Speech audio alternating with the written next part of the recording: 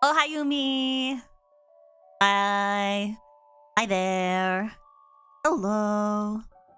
Hi, babes. Hi. Hi, hi. Hi, honeys. How are we doing today? Thank you for joining me.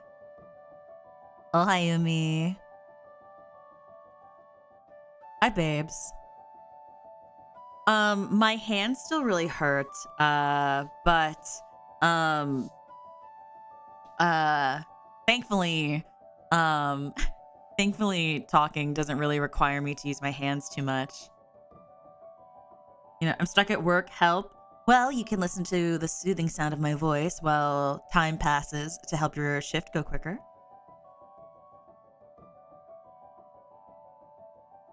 For your own trip? How was your trip, Pat? Timed my hand? No, it's just from like I guess like when I quit my job, I also had this problem where overuse, my hands would hurt. And so I took a break for like a week or so and kind of just like rested my hands. Um and at the time it was a lot worse, but basically if you guys don't follow along on Twitter, or you guys have announcement pings turned off in the Discord server, my hands have been hurting. I didn't do anything. It's just I use my hands, that's it. So and like my job is at my computer and is to play video games and you know, use my keyboard, so I have to be able to use my hands. So Sweet hands feel better soon. Thank you, Zoltar. And thank you for the art you drew, by the way. I saw it just before stream. So, yeah, so my hands just hurt. But that's okay. It's totally okay. It gets better once if I don't use them. It's hard to like rest my hands when I have work. Because I need my hands to do things. So but that's okay. Once I get back from my trip with Bree, it'll be fun. It'll be fine. Like carpal tunnel? It's probably carpal tunnel or the beginning stages of carpal tunnel or something. I don't know. I didn't start having this problem until I started getting like super stressed out this past January. Like I never had it before, and so I was like, but I have like a hand brace, so a hand massager probably. I don't know. I was talking to somebody, and they had mentioned that a lot of the stress that's in my hands and like in my body is probably just from stress. So. When I spread out my hand, is my palm tight? No. It's just my fingies. I need to put this out here really fast because I can see where this is going. I'm not looking for solutions. I understand your concern. Don't help me. This applies to everything. It's in the rules. Don't give me advice. Don't give suggestions. I will not listen to you. Even if you mean well. It applies to life advice. It applies to taking care of myself. I am a grown woman. I can make my own decisions. And I know better than you do about what's happening with my hands. Or any part of my body. If I need assistance, then I will ask for it. Do we understand? Do we understand, Mommy?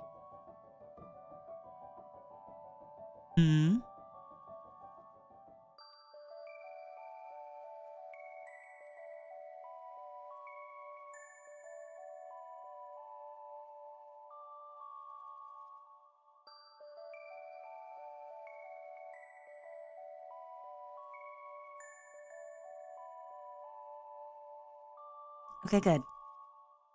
Like, nobody's in trouble. It's just, it's in the rules. It's literally in the rules of the stream. Or it's like in my stream rules. Or at least it should be. Like, yeah, see, I do not and will not respond well to unsolicited advice. Yeah, and that's literally applicable to everything. So...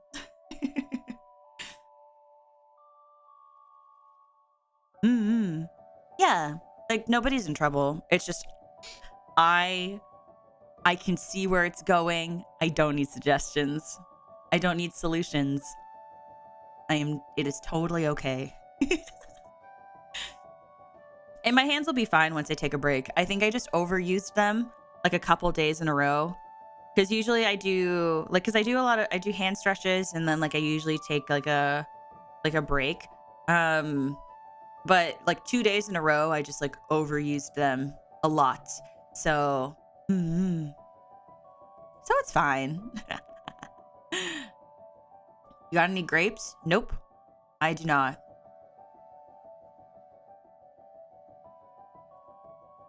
I do not have grapes. Sorry.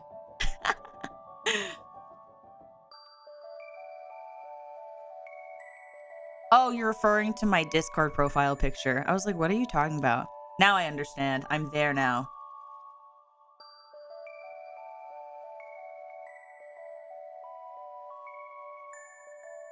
Waddle away, waddle, waddle.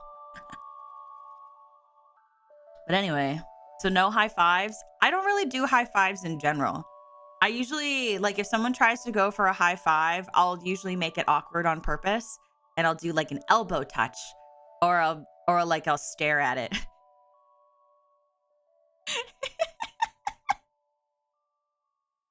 Like, that's what I usually like to do. I usually just go, okay, like, just like I don't really, or like I don't know, I'll hit it with my wrist. Like high fives, I think that are funny, I will partake in. If it's for a joke, then I'm not invested whatsoever. I'm just because here in Germany it's 11:30. Oh, have a good sleep, darling.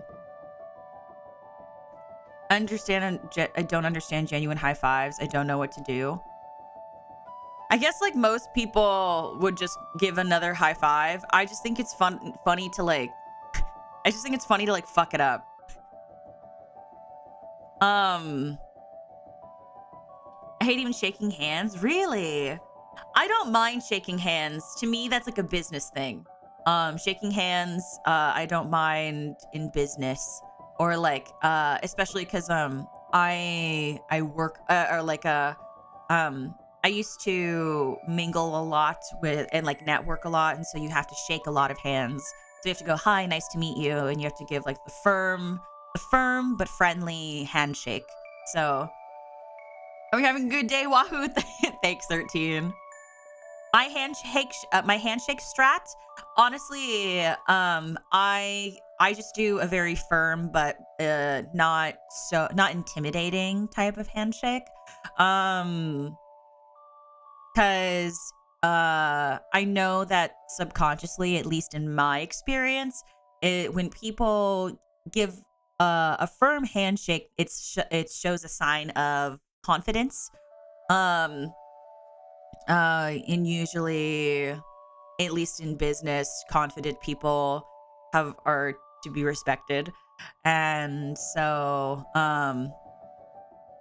I try to do a firm handshake, but I don't do anything aggressive. No, for 11, but I can't charge to do to electricity at the home, which will take a few. Oh, you're fine, Shadows. Don't worry about it, honey. You are totally okay. You are totally okay. Do not worry. I'm glad you got to stop by. How firm is the right firm? I never know. I need like a grip tester. I honestly, I guess like I think it's suited to your personality. Like for me, like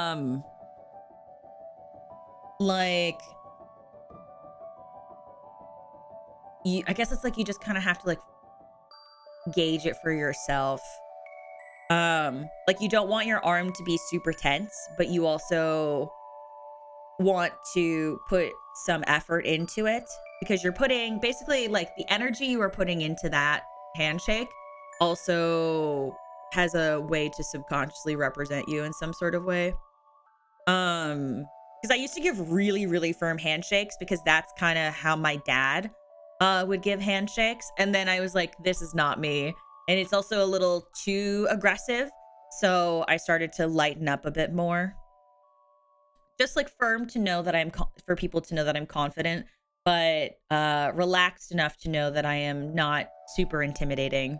At least I don't think so. People tell me I'm intimidating anyway, but you know, details. Oh, hi Yumi. Hi, darling. Yeah. And like I do quick eye contact. And a smile. I don't like, you don't prolong, I don't prolong a handshake. I just go, hi, I'm Umi, and then I shake the hand and then I'm done. It's usually like probably not even like a minute you should be doing this. It's a very, very quick interaction when you introduce yourself that way. At least in my experience. Like, don't just like death stare somebody. So, intimidating in terms of scary or something? Yeah, people have told me I'm intimidating. Like, I'm either scary or like my energy is like, I have intense energy or something. The DuckTales stream? No, my hands really hurt. It's actually like I need to be able to use the keyboard, and when I game, I press the keys a little too hard. And so there's no DuckTales today because my fingers hurt. So it's the Tiggle Bitties. You think that because I have like big tits, that's the part that scares people? I think people think you're intimidating due to your mommy stature. Really? I don't know. Every time I make friends with somebody, they're always like, I thought you were really intimidating at first. And I'm like, what do you mean? I do lean into the handshake. I think that leaning in, for me, it's a little friendlier. Especially because, like, I don't know. Because like just awkwardly extending your arm, there's like no level of like being personable with the person. So but like a lot of people that I've met in like recent have told me I'm intimidating in like maybe like the past year or so, and I'm like, really? I don't think so. Wait, how many of these am I supposed to eat? One. Oh, all right, I got a new thing of vitamins today, and I'm so used to having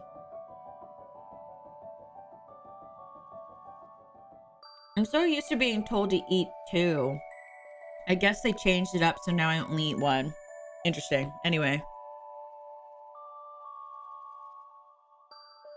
maybe you don't have a static expression of movement if you're stiff. That shows uneasiness. No.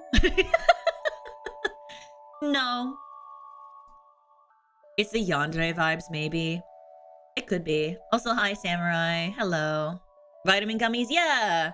I take hair vitamins, and then I take a multivitamin. The hair vitamin is just to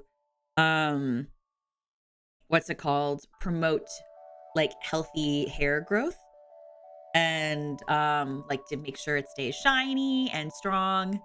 And then the multivitamin is just like, I don't know, I think a multivitamin is just generally necessary. Ever just accidentally eat the hair vitamin? Like, do I sit there and I just sometimes eat the hair vitamins? Is that what you mean, Gucci? The strives to look so fragile and terrified that people think you're gonna fall apart if they touch you, and that you never... Okay, so I think I've told you this before, Brie. I do that at airports. I play so dumb so that way they can never pull me aside and think that I would ever do anything wrong. Even though I travel a lot solo, I'm always like, oh, I'm so sorry. Is this okay? Is this the right place to go? I'm sorry. I didn't mean to. Like, that kind of thing. And then I'm like, okay, well, I hope you have a good day. Thank you for your help. I really appreciate it. Have a good day. Or like, I even throw out the Southern accent. I'll be like, hi. Oh my gosh. Yes. Hello. How are you doing? I hope you're having a good day today. Oh, okay. Yeah, I'm flying out. That's me. Yeah. Okay. Well, thank you very much. I hope you have a wonderful rest of your day, and I hope you get off work soon. Bye. So, also, if you're just joining, hello, everybody. Oh, Hayumi. So, collagen. Hold up. It is... it's zinc. It's just nice tasting zinc tablets. So it's zinc, vitamin D, vitamin E, B6, B12, biotin, and zinc is what my hair vitamins are.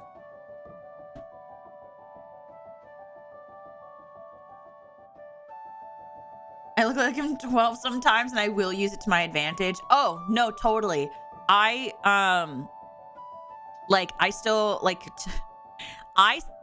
still look like a teenager to some people, and I'll be like, I will use that. I will use that. I'll be like, oh my God, I just like, it's my birthday, and I'm like here with a bunch of my friends, and like usually if you play that up, people will give you like free drinks and stuff. Hope you're feeling good. My hands hurt, but otherwise, that's how I do it. Do y'all talk to the person cutting your hair? Actually, funny that you asked this. I got my hair done recently. Yes, my hairdresser is really cool. Actually, my hair salon's super awesome. It's got like plants, and it has a dog and a cat, and what else was there? And it had an iguana and a cockatoo, I think. And it was so cool. I even took pictures of it, and I sent it to Bree. I literally was there. I was like, and so super cool place. Anyway, I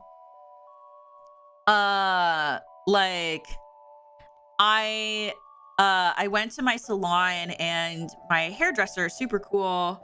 Because this is my first time going to this salon, and so what's it? You look at your no. I say I sometimes look like a teenager. It's because I have a round face and like squishy cheeks, and usually like having rounder features makes you look younger. And I also have like bigger like almond shaped eyes, so if I wear certain makeup, my eyes seem bigger, and like depending on this is all makeup stuff, but like depending on how you do your makeup and how you choose to dress that day, you can look younger based on how you're presenting yourself. But that's neither here nor there. But anyway,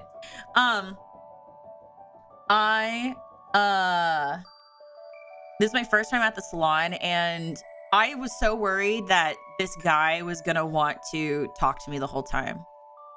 And he's very nice, but I just don't want to talk.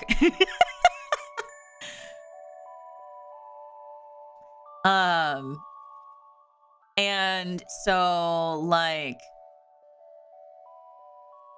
while he was like because I got I like lightened my hair, because I've been talking about this I talked about this a little bit, but I want to like dye my hair again, and so I have to lighten it, and so while he was lightening it, we were talking a little bit, but then like he'll just like leave me in my chair and then go like fuck off somewhere, and then for like an hour and a half I was just left to myself and my phone, and I loved that. I was like, this is awesome. I don't have to stare at you awkwardly in the mirror. I don't have to do anything. And then we had to go wash out the salon, like all the products and stuff out of my hair. And then I got left there for like 45 minutes. I took a nap. It was great. And then he cut it, and we like very seldomly talked, which was also really great. And then he was like literally all that he said, he was like, okay, you're done. And I was like, oh, sick, thanks. And then he was like, yeah, so if you want your hair lighter, just come back in a week or so, and we can do some more touch-ups to get your hair to the color you want it. And I was like, okay, cool. I'll be back in like a week and a half. And he was like, okay, cool, bye. And like, that was it. And I thought it was so wonderful. I thought it was so great. Because I don't like, no offense to any person who's chatty, but I don't want to talk to you.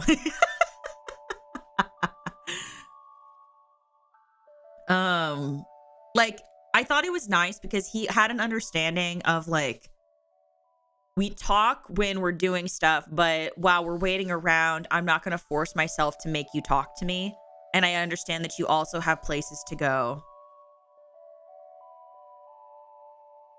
So, it was nice. And like, he's really cool. And, you know, he was really, like receptive to just allowing us to be quiet, which was nice. So I am actually lightening my hair right now. Because I think I've mentioned this before on Twitter. My hair IRL is like a dark brown color. And so in order for me to like color it, I have to lighten it to like a blonder color in order to put in pink. Because I want to so like, I don't know. How many years ago was this? Like 4 years ago, I did hot pink and I loved it. And I was looking at some old pictures and I was like, I want to do hot pink again. And so, I decided, especially because there's so many changes going on in my life right now.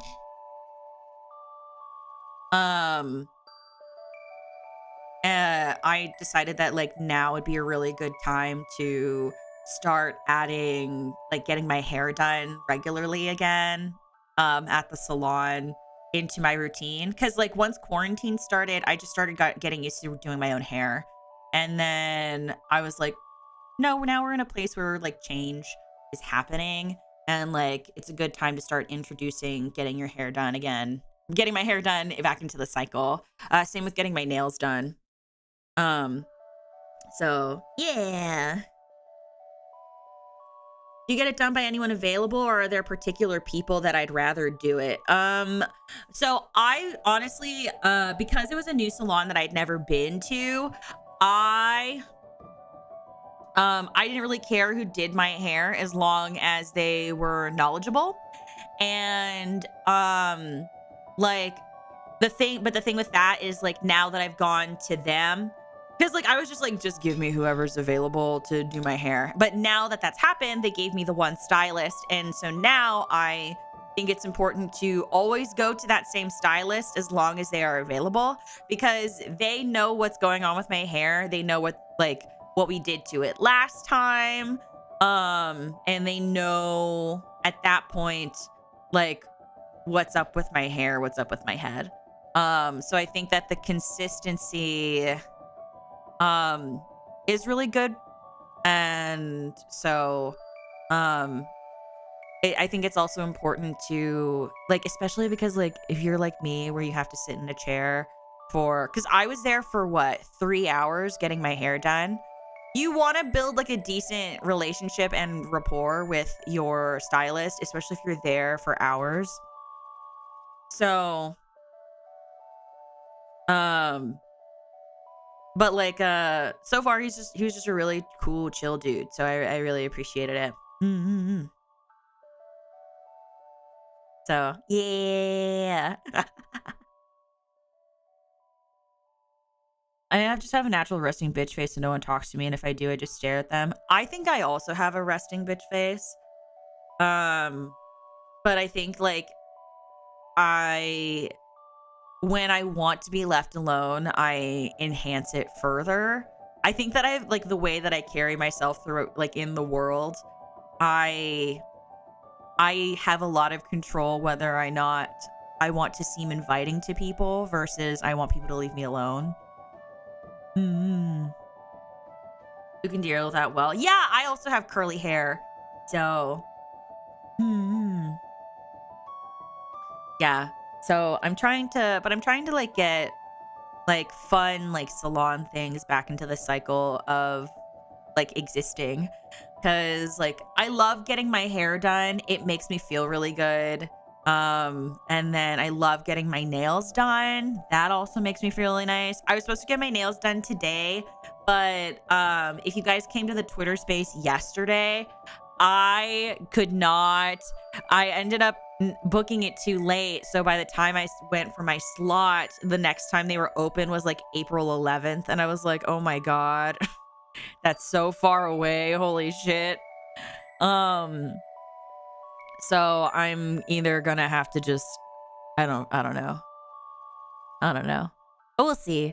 We'll see. I mean, I'm gonna try to find a different salon that might take me, you know? I think that'd be really nice. Fancy nails. I like to do French tips. I like to do like I want to do like an acrylic like a full set acrylic French tip nails. I don't like to do them long, so they'll probably be short. And then you just get a fill like every 2 weeks or so.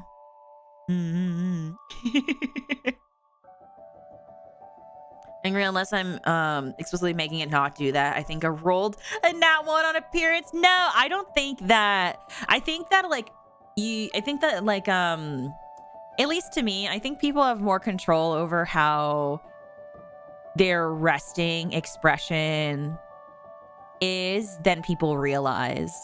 That's just me though. A lot of men have curly hair but never let it grow enough to find out. Yeah, I know a lot of people, a lot of dudes that have had curly hair, but they like don't know because they don't let their hair grow out. But that being said, I also know quite a few dudes that like grow out their hair as well.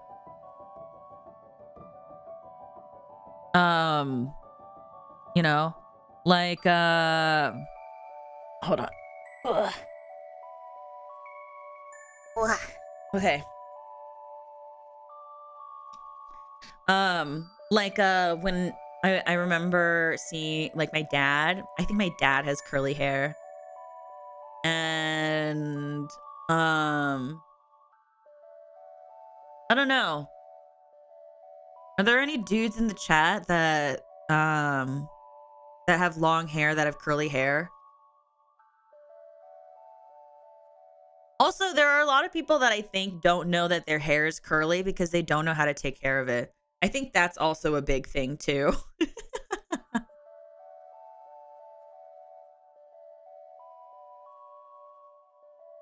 Hi, darling. Welcome in. My hair isn't curly though. It's kind of long, fair. Mine's on my shoulders right now and it's curly. Do you guys, for those of you who have long curly hair, do you do curly hair maintenance? Taking care of your hair properly feels like a call out. It is a call out. But the thing is, like, a lot of people don't know how to properly take care of their hair, especially if you have textured hair or curly hair or wavy hair. Because hair care is not a one size fits all. You kind of just have to find the products that work for you, and then you know, learn the different techniques. So I don't do anything particular for curly hair. There's a thing for that. Yes, there is. Unibear, hello, honey. 4-in-1 shower gel? No! What the Whoa! No! Hold on. Whoa! No! Oh my god. Oh. Also, I just realized that the alert sounds were on. I apologize. Okay, so, oh god, hold on. I just took so much, like, emotional damage from that. Holy fuck.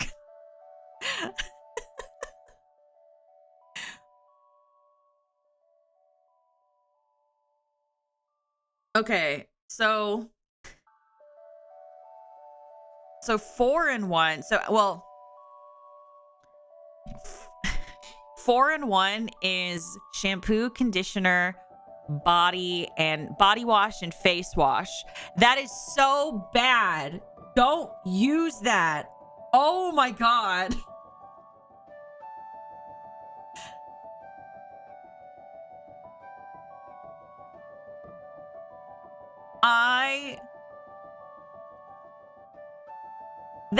Oh my God. Okay, so I'm gonna break it down for you guys, okay?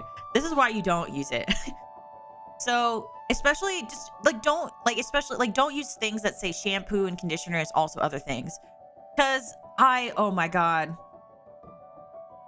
Like, your body needs a different soap than your face. And then your hair, like shampoo and conditioner do two different things. They can't do the same thing in one. And what if you have dandruff? You need a dandruff shampoo. I am having a crisis. Oh my God. I'm in pain. Holy shit. Anybody out there that's listening, don't use that. Don't. Massive, massive no-no.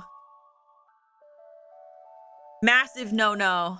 Because, like, sometimes things need to be, like, you need to account for certain things. Because, like, what if you have a textured hair? What if you have, like, really dry, like, what if you have dry scalp? Or, like, your hair's really dry? What if you have really oily scalp? Like, what if you, like, whoa, ah!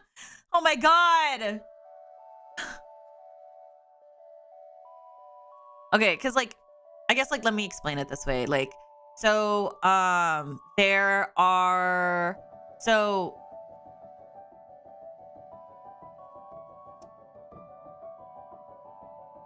when you, so, like, over time, right? Like, when you don't wash your hair, or, like, the conditioner and products build up in your hair, product builds up over time, and your hair, like, will start to feel, like, weighted down and feel heavier. That's why when you wash your hair, you feel lighter and whatever. And that's why when you get a haircut, you feel lighter. So to counter the buildup, the product buildup, you use shampoo, right? You use shampoo to strip the product out of your hair and your scalp to start the process all over again, right? Say, oh, good night, Dylan. Have a good one, baby. Bye, darling. And then, okay. So, like, shampoo, it dries out, like, especially depending on, like, the general idea is that it dries out your hair, and then the conditioner is needed to re-moisturize. In the same way, when you wash your face, you moisturize your skin, or like, just in general, right? And the purpose is, like, when you shampoo, you're removing oils from your hair. And then when you moisturize it, you're putting healthy oils back in. And so when you say 2-in-1, you're having a product that does both of those things at the same time. And that doesn't make any sense. How does the same product dry out your hair and moisturize your hair all at the same time? It doesn't.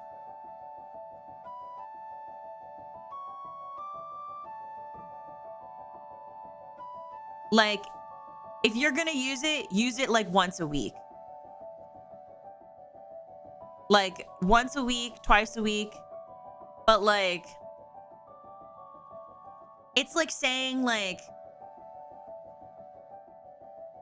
a knife is used to cut something in half, but then also stitch it back together all at the same time. So it's like the idea is, like, you know the saying where don't half-ass multiple things, just put your whole ass into one thing. Like, oh, hi, darlings, welcome in. I've never used conditioner for the majority of my life. I don't see the need to. Oh my God. What? Notice that 3-in-1s are only on men's products is because men don't know any better. That's usually the case, yes. But like I'm telling you, the beautiful people of the chat of my beautiful Kimuras, my sweet, sweet babies. If you use 2-in-1, 3-in-1, 4-in-1, 5-in-1, throw that shit out. Baby, throw that out. Please, please, please. I love you so much. Please throw that shit out. Please throw that shit out the window. Please, I beg. Haven't used shampoo as body soap in a pinch before? That's different. That's it. If you're in a pinch, that's different. I'm talking about like your weekly use. And like, I know people don't notice those things, but even if whether or not your hair is short or long or like medium length or like you have a bob, whatever, that is something that your skin remembers. The oils in your hair remember. Your skin remembers. It knows. So be kind to your skin. Be kind to your body. I mean this with so much love. Please be kind to your body. And being kind to your body means also doing just buying different products for your hair. Your scalp does remember. It does. Like, for example, if you have dandruff, something that's really important. Sorry, I'm so I'm so intensely like I'm so like invested in this. But like, for example, for those of you who have dandruff, and like have dry scalps, do not use the same like dandruff shampoo over and over again. Try to cycle them through. Even though they're different brands or they say different things, they may have the same ingredients. So make sure you always look at the back of the bottle and assess the types of ingredients that are in your dandruff shampoo. I say this because if you use the same dandruff shampoo too often, your scalp's going to get used to it and it's no longer have any sort of effect. And so once it's used to it, doesn't really have any use. So you're going to have to move on to the new one. And so you want to cycle through them just because it's better for your skin. So blessed by the skin, mother, I crave skin. So use shampoo once a week. Well, no. Use your shampoo to wash your hair. That's the thing that cleans your scalp and your hair. Shampoo is like lotion. Think of shampoo, like conditioner, as lotion for your hair. Except you want to rinse that shit out. Well, some of it you can keep in, but not all the time. That was a joke. I didn't know it's real. It does. No, it's real.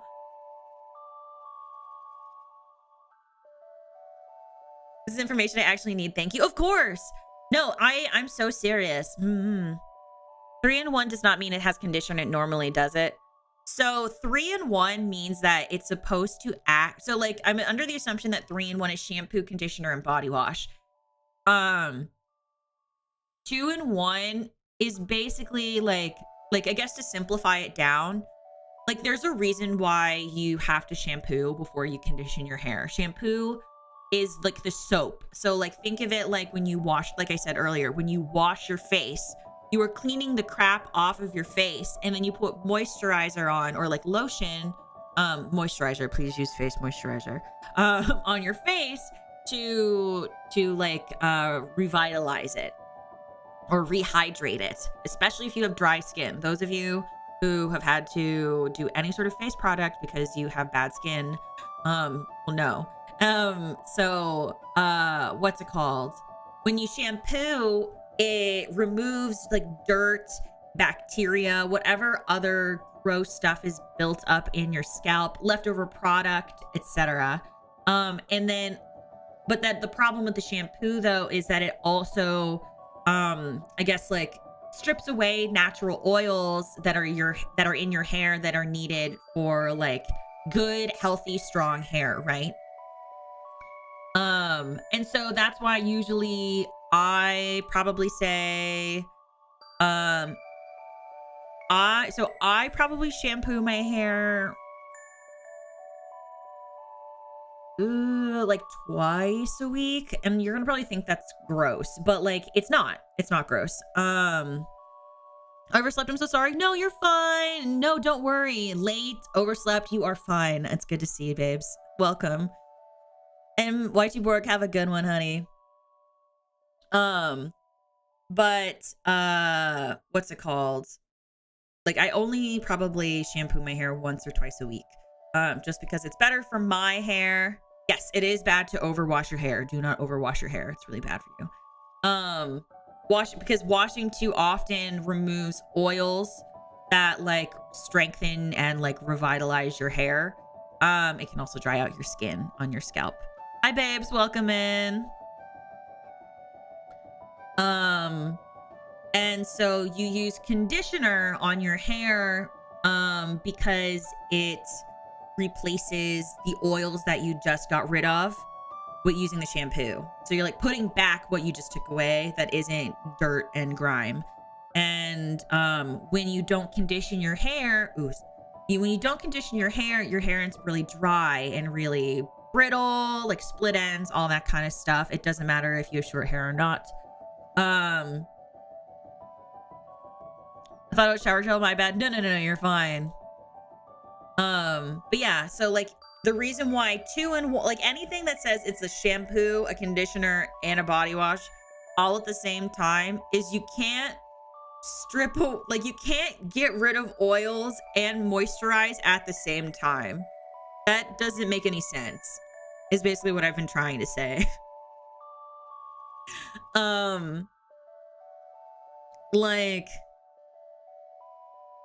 Like when you use a good shampoo, it like takes away all the dirt and grossness. But then like conditioner like moisturizes your hair so that way it stays strong and revitalized and like protects your hair from like being damaged. And so like it's like what I was saying earlier, where like you can't use a knife to open something and then also close it at the exact same time. That doesn't make any sense.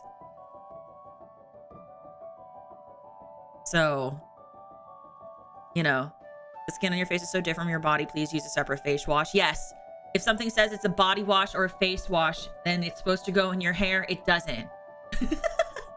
Like I have very sensitive skin on my face, so I have to use very specific products in order to keep my skin healthy and not dying. So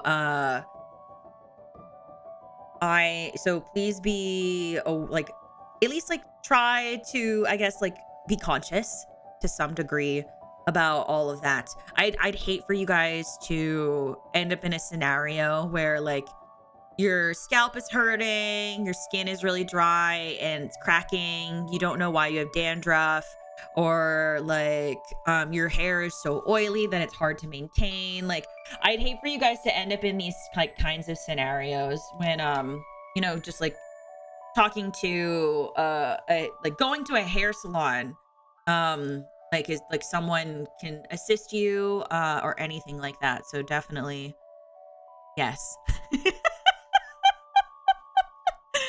This is very important to me. I did use 2-in-1 travel shampoo once because I forgot to pack my own stuff and it just feels wrong. Oh God. I would just go to the store and like buy a new one. Like I would buy separate stuff. I mean, I'm going to use it again at that point. Holy shit. Because I could not do that. Like anytime I've ever forgotten shampoo or anything, I just buy what I normally use at home and then just be like, well, at least I bought now I have extra bottles, you know?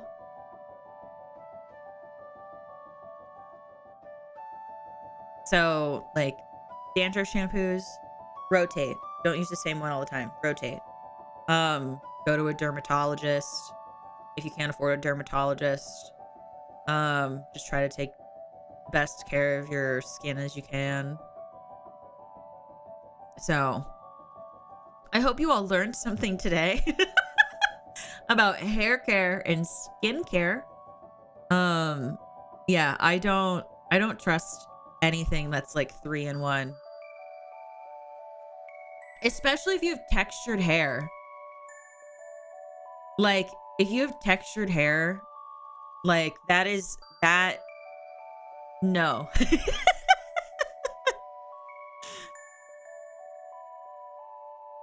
Very informative. Hell yeah. Hell yeah, good. I'm glad you've learned something. I was using dish soap.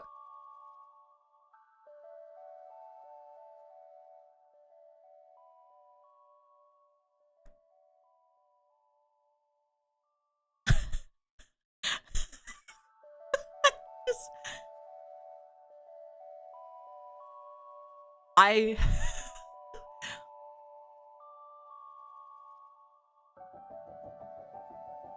Drisbane, I'm not roasting you, but may I ask, baby, may I ask why you were using dish soap for shampoo? Like, unless there's like a very genuine reason for it that's like too personal, then please don't feel obligated. But I'm very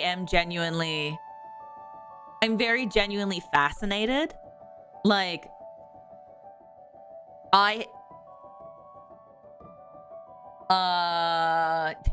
yeah.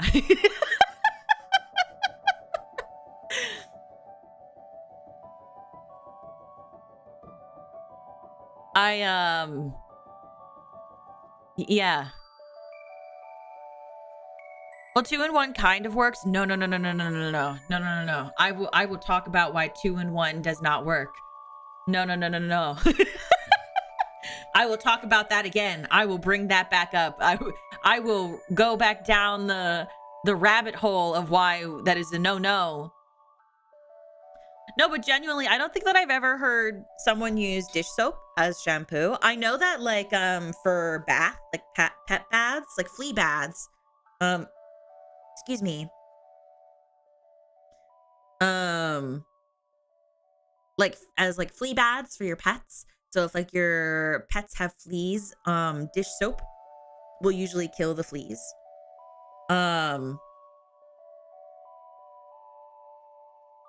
Did a good job of cutting the oil since I sweat a bunch and get oily from that, and it was less stinky. Oh, interesting. It hella dries you out though. Like when I wash my hands or not wash my hands, but if I like hand wash dishes and I'm not wearing like dish gloves, dish soap hella dries out my hands. So I can only imagine like like crazy drying out your skin on your scalp.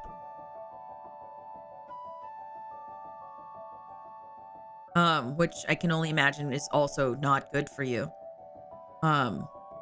If like you use too much, you know.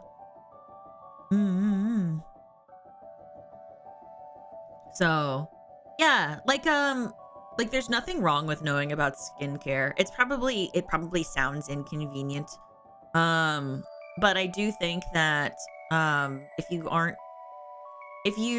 aren't familiar with like using different products, I guess I highly recommend it. It's probably gonna be really good for you. Like I know like a handful of like dudes that like know more about hair care than I do, all because they just decided to go to a stylist instead of just like doing a one and done and like trying to figure out how to better maintain their hair, you know. I'm gonna use it now as an act of rebellion. How is that an act of rebellion when the only one that you're hurting is yourself?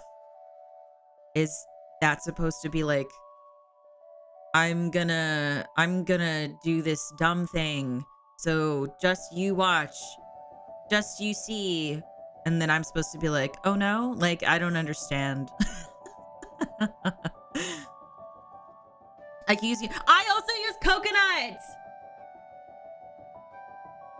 I also use coconut. It's great for textured hair. You get it? No, I don't get it because I don't see an act of rebellion that does not benefit me to be any sort of like it's like there's no profit to it at all. Like I'm gonna make my life awful just to show you that it's fine. Like I'm not gonna, like, that doesn't make sense to me. Like you told me to, yeah, like literally like a kid holding their breath. Like it's you told me to breathe, fine, I won't. Like fine, I won't breathe. I can't believe it.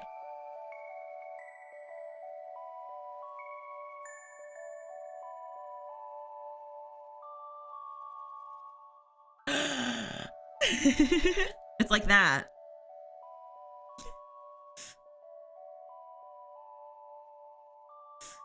Have a nice trip. Did I mention tomorrow's my birthday on St. Patrick's Day? Oh, that's cool because your name's Patrick. That's cute. Happy birthday to you. I wish you fun too. Happy birthday, happy birthday, happy birthday to you. No, but seriously, coconut products like coconut oil,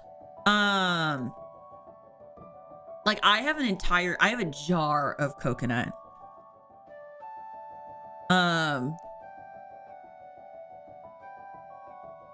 Like I have a jar of coconut.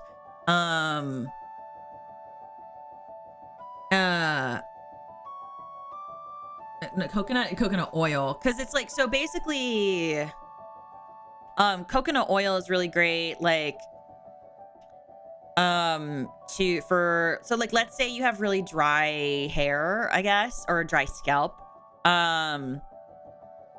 It does a really great job of moisturizing your hair, and and it also helps like strengthen your hair if you are prone to like split ends or any sort of breakage in your hair. And like it also, it's like there's no chemicals or any like any extra chemicals or anything in it. Like I use it, and I really like it. So, and it's also, if you have sensitive skin, coconut oil is awesome. Yeah, I have sensitive skin, so I like to use coconut oil for my scalp. My scalp and my hair. It's also really great for textured hair as well. To keep texture hair moisturized.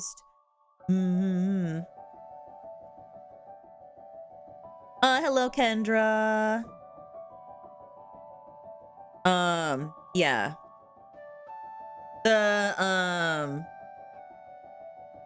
The one thing that I can like, I don't really know like what the downsides to like coconut oil are. Like maybe if you like need to go to a doctor to get your hair and your skin and everything looked at, maybe don't like just assume coconut oil will fix it. It's like getting like an axe wound and then like just putting like a band-aid on it. Like that's not really how that works. Mint and tea. Oh my god, tea tree oil is so good and it smells nice too. Tea tree oil, so nice. I love it. I love tea tree oil. Holy shit. I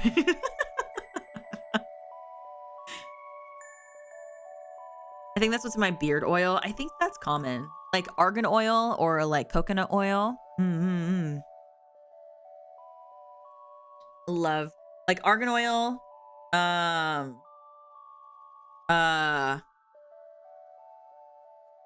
What's it called? Argan oil. Coconut oil. I also like to use products that have keratin in it. For those of you who don't know what keratin is like, hold on, I have to burp. Excuse me. So keratin is like, it's, keratin oil is basically like some kind of, it strengthens your hair. Some people, I think that my mom used to tell me that keratin helps your hair grow faster. As long as your hair is like doesn't have any intense breakage. But it's supposed to help strengthen your hair and reduce the amount of breakage or split ends and stuff.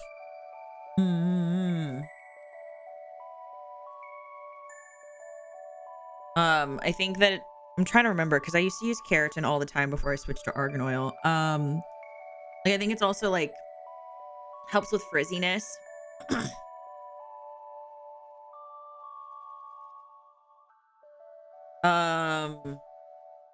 Yeah, I think it also is supposed to help frizziness. Yeah, hair products. So, yeah.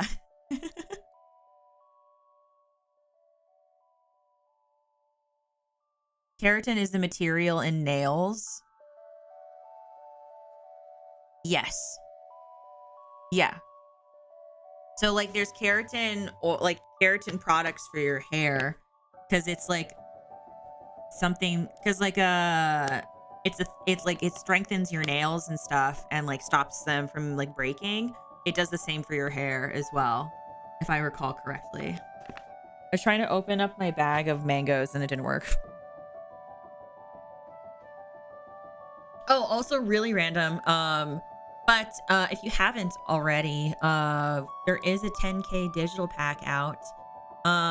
If you have not yet grabbed it, all of the sales that are coming from all of the digital packs, on my Ko-fi. So the New Year's pack and the 10K sub digital pack, all of those are going towards merch. I'm currently working on trying to save money for a ducky.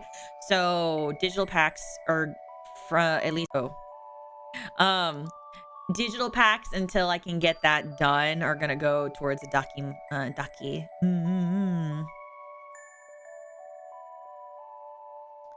Because I would really like it. I mean, like, it's sure, like, it's okay if you guys don't want a docky, but I really want a docky. It's like a dream for me, and so I want one for myself, if anything. um, yeah, dried mangoes, like dried mango snacks. Yeah.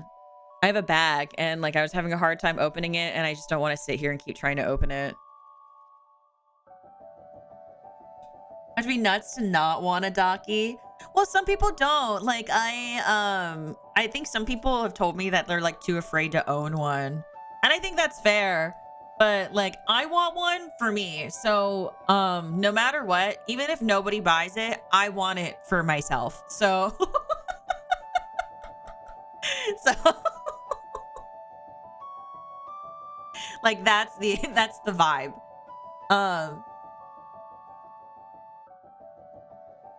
Mango scented candles are great, but some people want to taste them.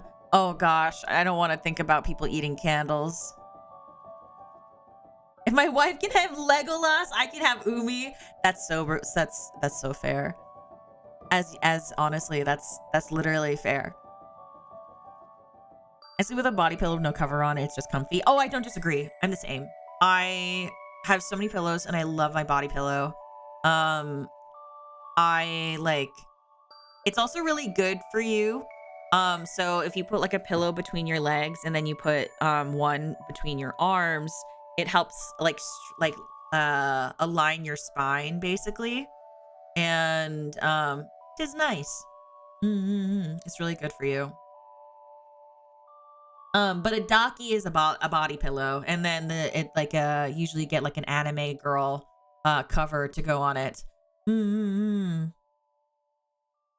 So it's like basically the cover of the body pillow. Bumping knees are also bad. Gotta keep them apart. Yeah. So if you ever cuddle stuffed animals or sleep with a pillow between your legs, no, it's not bad. It's good for your body. Helps your spine and all that stuff. But I really want that.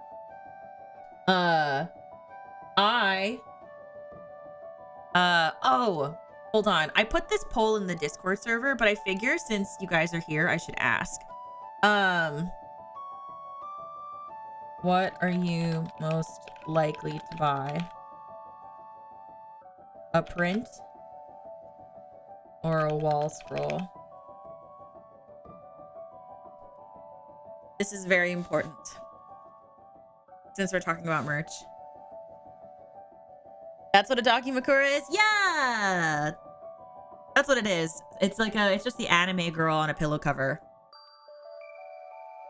So, because let's say that I have something cooking and I need to know whether or not we should sell it as a print or a wall scroll. So, yeah. What's the difference? They both work like posters.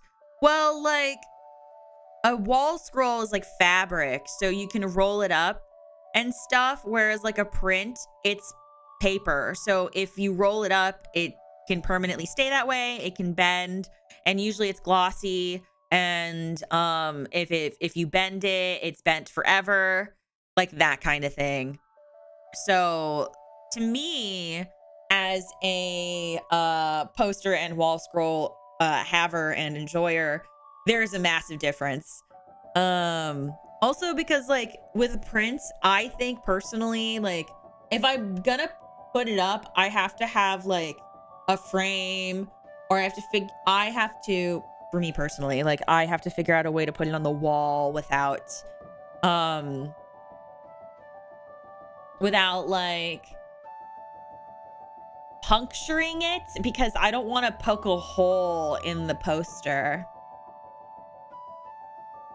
Whereas like a wall scroll already has a frame. I just gotta hang it, so it's nice. But like it comes down to like whatever y'all want. But and like I say this like I own both. So like I have wall scrolls and I have prints on my walls.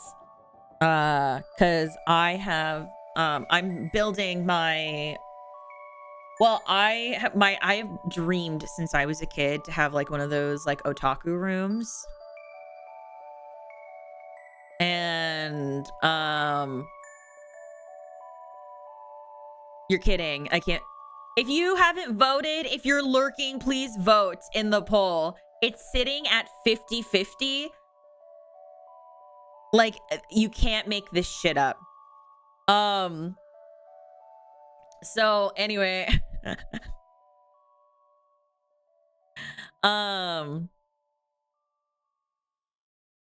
it keeps going to 50-50 for fuck's sake.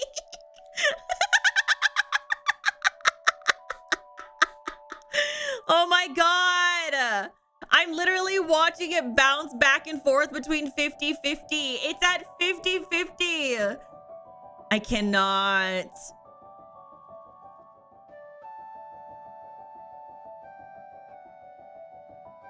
I just want it still stays on 50-50. I can't with this. It's been going back and forth.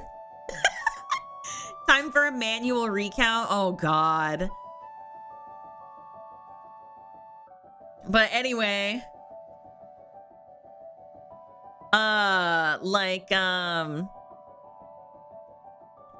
certain size will go 50. I'm gonna tell you right now, Shade. It doesn't matter it doesn't matter the size. Chat will want to do the 50-50 because it's funny no matter no matter the size of your community. Trust.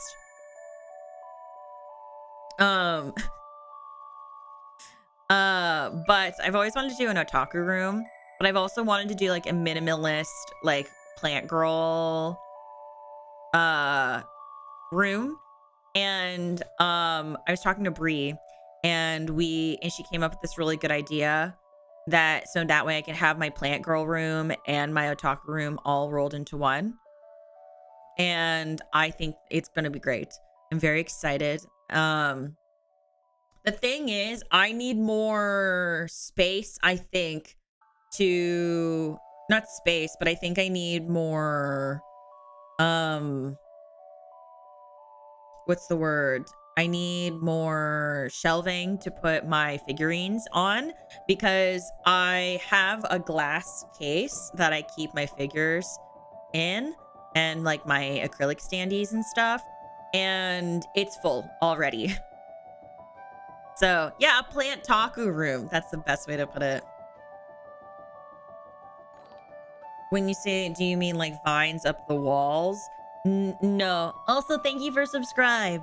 When I say plants, I mean like I want pothos hanging from the ceiling. I want like palms. I had like money tree, snake plants. I want like I want like plants. Like I want to water my plants and repot them, and I want to like I don't want like succulents. I want like plants. I want like a monstera plant. Yeah, a greenhouse without the humidity. And also like if you know how to take care of plants, it looks awesome. So like flowers, I'm gonna be real. I don't know what to do with flowers, really.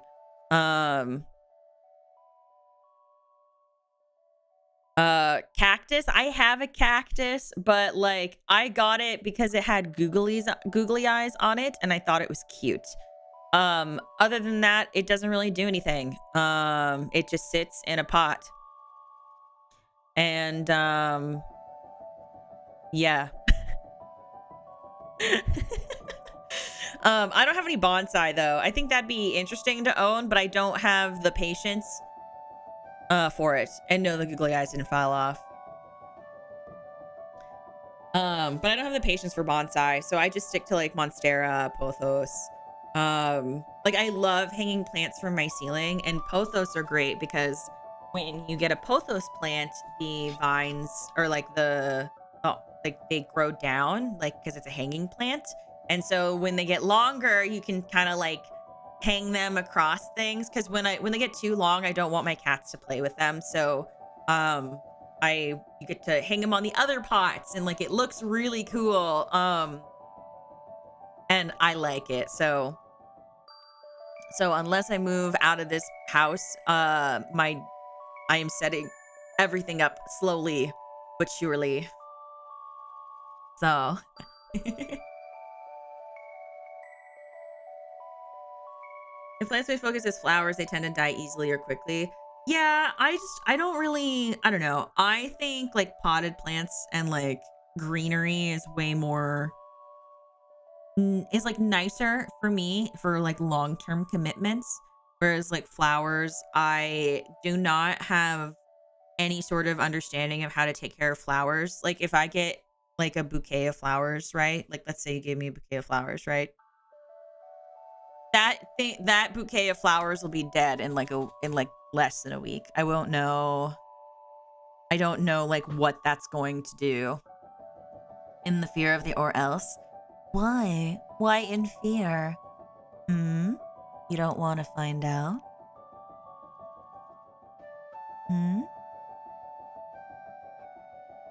You don't want to know what happens if you don't spend time with me before I leave? Huh? Besides, you want to spend time with me anyway, don't you? You do, don't you? Before I leave, before I'm gone for nearly a week, you'll miss me, right?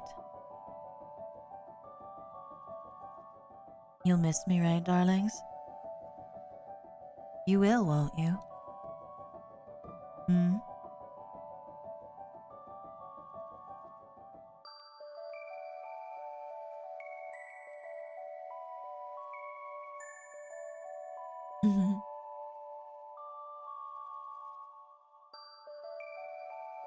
Good. As you should. Hmm.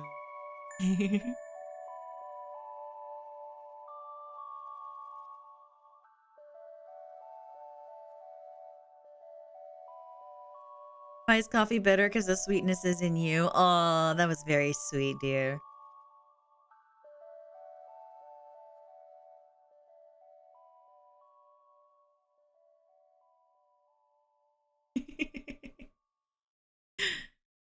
Don't worry. I'll be back and I'll have a lot of cool pictures. I'll take a lot of pictures and I'll take pictures and I will have stories to tell and it's going to be fun. Hmm. I'll have a lot of really fun stories. It'll be great.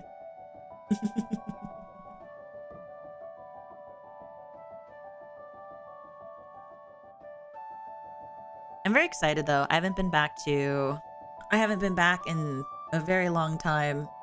So I'm very excited for everything I planned. How's it going? It's going well. How are you, honey? I mean, it's always a no cell phone kind of thing until I think curtain call. You're not allowed to like film or take photos of the production. That's fairly common for most, if not all, uh stage performances. Mm-hmm. So, like my train leaves tomorrow and I'm not looking forward to it because I have to wake up super super early and I'm like, oh my god.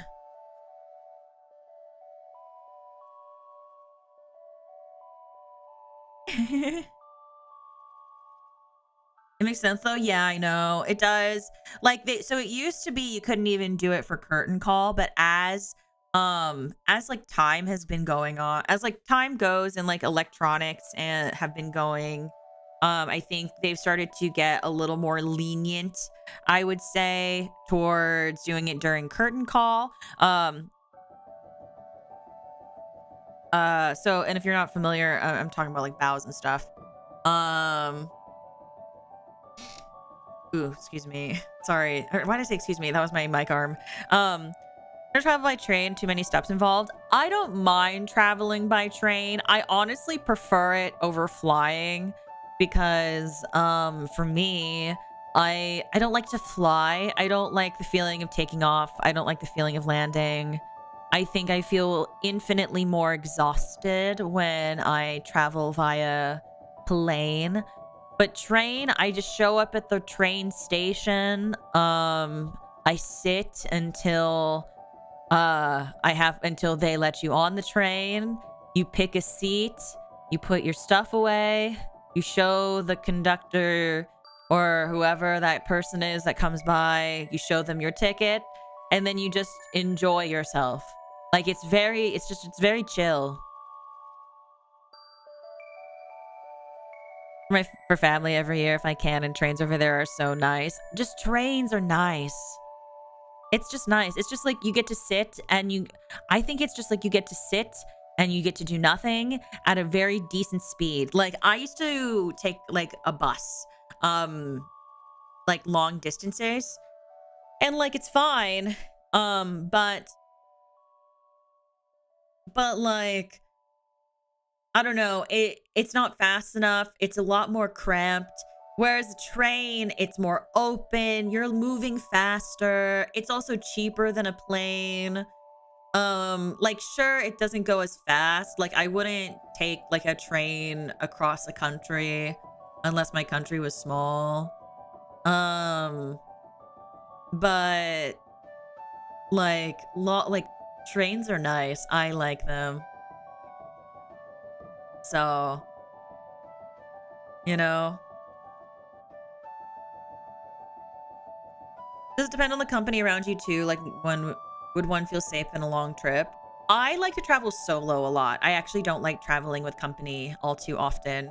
Because for me, what makes a good trip is I love to travel alone there, meet up with whoever I'm going to meet up with, have a great time, and then take that time back to decompress and just like have alone time and like revel in what I just experienced with all of my friends or whoever, you know, and just enjoy that experience and be like, yeah, I had a good time. That is a massive thing for me. What's a print and what keeps it from being a print is more of like a glossy printed image. Um And so think of it like a photograph or like a printed piece of it's called a print because it's printed. Whereas a wall scroll is like image on fabric that is rolled up into a scroll that you can roll up and then you hang it like a poster, but it's just made of fabric and whatnot. But yeah, I love traveling solo. Like if I can, I will travel solo. You know, you can also see them called tapestries. Oh yeah, tapestries is also a good way to reference a wall scroll. I didn't think about that. So,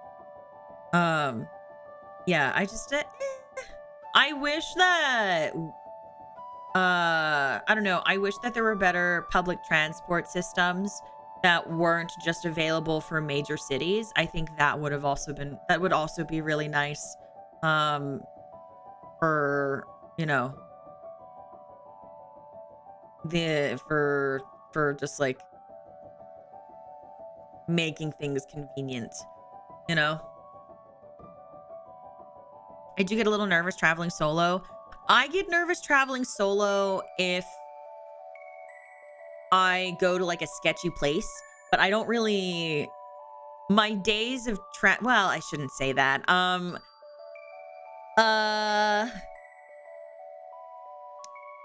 Taking sketchy transport isn't my first thought to do anymore. I usually I will pay like an extra $100 to like get like a nice seat or something. Like that's how I do that. Originally live in the US, so car companies stopped that. I can't drive. I don't drive.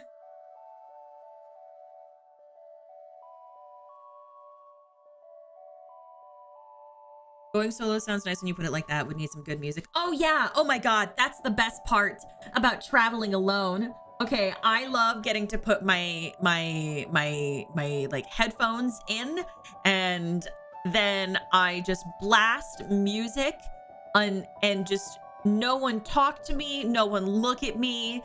I go get food, I go sit and I listen to my songs and I watch my YouTube video, or just even and like on the plane. Sometimes I don't even watch a movie. I will just listen to music and close my eyes and enjoy myself for like a solid, I don't know how many hours. I love it so much. Like, and if I travel with other people, I don't want to sit next to you. I'm sorry. I don't want to. If you're going to sit somewhere, sit in in the row across from me, sit behind me. Mommy needs to be alone when she's traveling.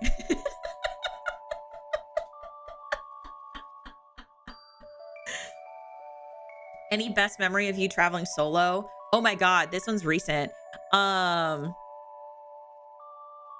Like, I actually made a friend traveling recently, and we got drunk on the plane together. That was really fun. It was really awesome. Yeah, we got drunk on the plane together. It was cool.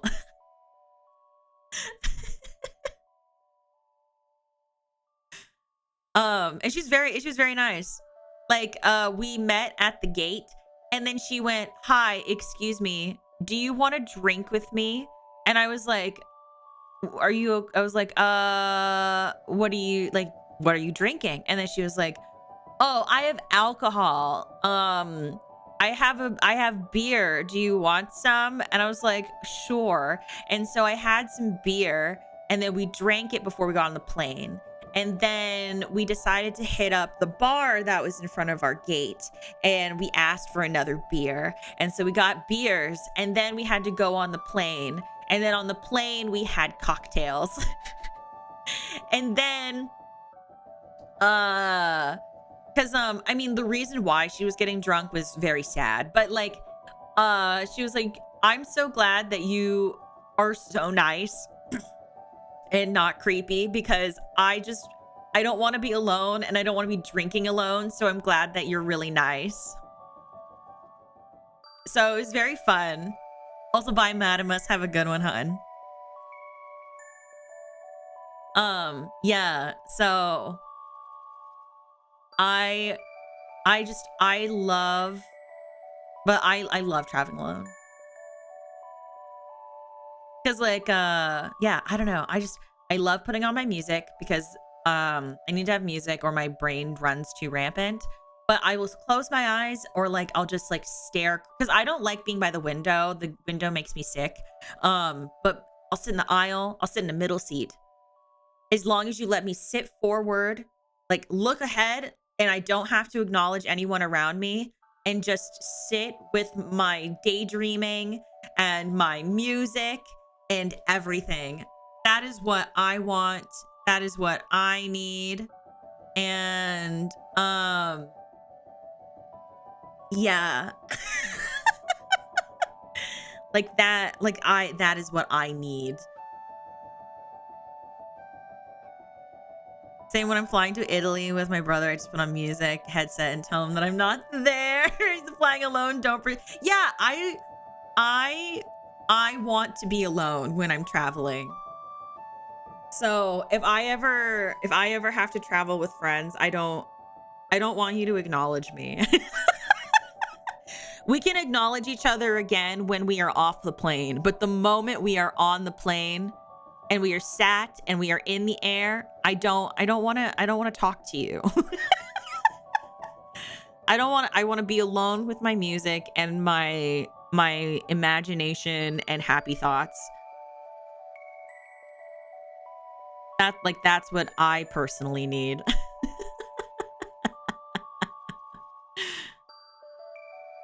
You know, I like that is the vibe for me.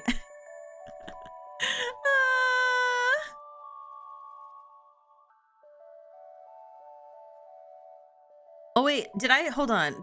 Wait, Brasmack, thank you for the dono. I can't remember if I said thank you. I just saw it again on my Streamlabs. But if I didn't, thank you, dear. Thank you for the dono. I appreciate it. So, but that's the vibe for me. I love, oh yeah. I love being alone. But I think it depends. Like, I guess the way that I describe it to people is like, I love being alone because I don't feel lonely, but I don't like being alone when I feel lonely. Because just because you are alone doesn't mean you are a lonely person. And just because you are around people does not mean that you don't feel lonely in a group of people. You know what I mean? Oh, good night, Maniac. Have a good one, babe.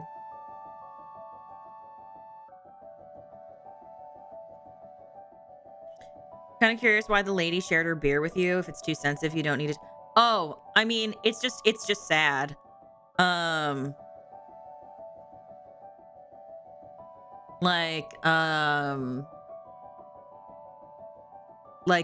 It was like, I think it was like the 1-year anniversary of her mom's passing. So she was flying to go visit her grandparents, and she was really sad. So she was drinking at the airport. So I decided to have a drink with her, basically. Because she was really nice, and like she didn't want to be alone, and she was like really fun to like talk to. Like she was just fun to talk to, and she's really nice, and like it was fun. So I was happy to share a drink with her and keep her company on her trip, on like the flight. So, that way, like she didn't have to be alone with her thoughts, like drinking alone on an airplane. Go for breakfast. Oh, have a good breakfast, honey. And hi, Arafal. Yeah. So that was why. I didn't know if that was like be too, I guess, too sad for people. But yeah, she didn't want to be alone, and I was happy to let her not be alone. Because I made a new friend. So it was fun. I had we had beer, cocktails. I had sex on the beach. That was really good. I love a sex on the beach. That's a drink, by the way. I should probably clarify that. The drink is called sex on the beach. It's really good. So yeah.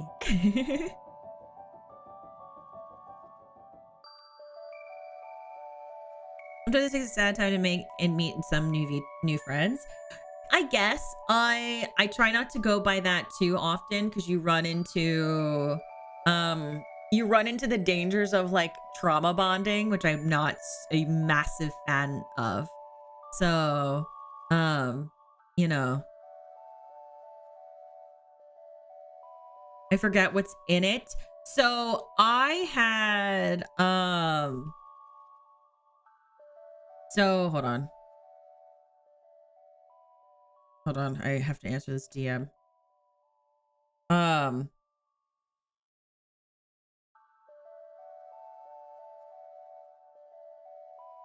Okay. Sorry. What was I saying? Sex on the beach. So sex on a beach is vodka, I'm pretty sure. I like to do vodka. I also like to ask them to add like soda water to it, because I like bubbles, and it's fruit. It's like a fruity cocktail. But I had the version in a can. So,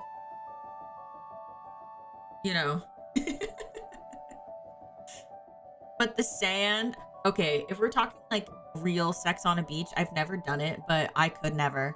I could never. Absolutely never. Because I hate sand. And I know that I know the meme. I know that it's like, I hate sand, it's coarse and rough and whatever. But I actually genuinely dislike sand. I don't like it. I don't like it. It doesn't feel good on my skin. And when you are dry, it sticks to you. And when you're wet, it sticks to you. And when you go in the ocean, it gets in places you don't want it to go. And like especially for like, I don't know, I don't have dude like male genitalia. I don't have that, so I am not able to comment on it. But like for like vagina havers, I it's not fun.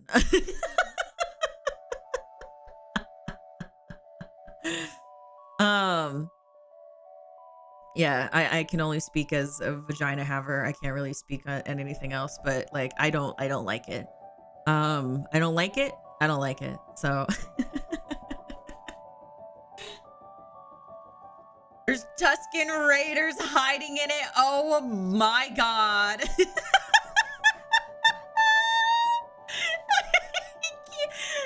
the Tuscan Raiders. No.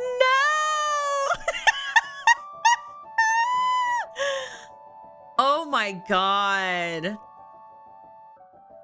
That's funny. Holy shit. As a dude, can confirm it sucks down there too, even just from swimming at the beach. Oh, okay, cool.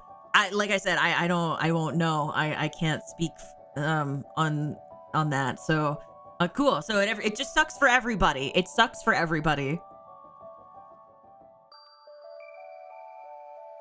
Have you ever buried yourself under the warm sand at the beach? Absolutely not. Absolutely not. No. I don't want I don't want to be in sand. I don't want to touch sand. I don't want sand. No sand. No sand for me. No like. I don't like it. No like. My uncle asked his wife that what she wanted for their first anniversary, and she said, "I want some evening in Paris." And he was really concerned about the cost when she's talking about the first perfume. That's the thing. I always find it really fascinating when things are named I guess like normal day things are named something else. I always find that interesting because like it gets confusing. Makes you wonder why the media always has those sexy moments at the beach then. I guess it's supposed to be like romantic because like watching the sunset over the water is considered romantic. And like it can be, but like I can watch the sunset over the water in a chair in a beach house and stare at the sand from a distance and enjoy it that way.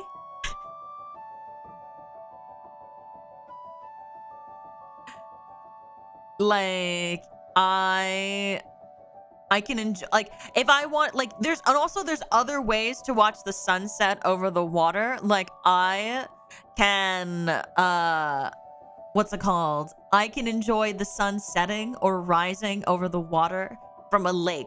I can watch that happen in a lake house. I can, like, there are other ways to enjoy this without having to fornicate on a beach. I don't think that's romantic. I think it's gross. I'm sure there are some people out there who think having intercourse on a beach is like, you know, fun and exciting, and very genuinely I love that for them. Like if that's what you like and that's what you want to do, go for it. Do it. Enjoy yourself as long as it's legal. But like for me personally, I think it's really gross. I really can't stand sand at all. So like for me, I cannot even fathom it, even in the slightest. Those are people who are called exhibitionists? No, because you can be an exhibitionist and not want to have sex on a beach, you know? Put up a tent first. But like what if you get sand in the tent? Oh, hi, Night. Oh, hi, Yumi. Hi, baby.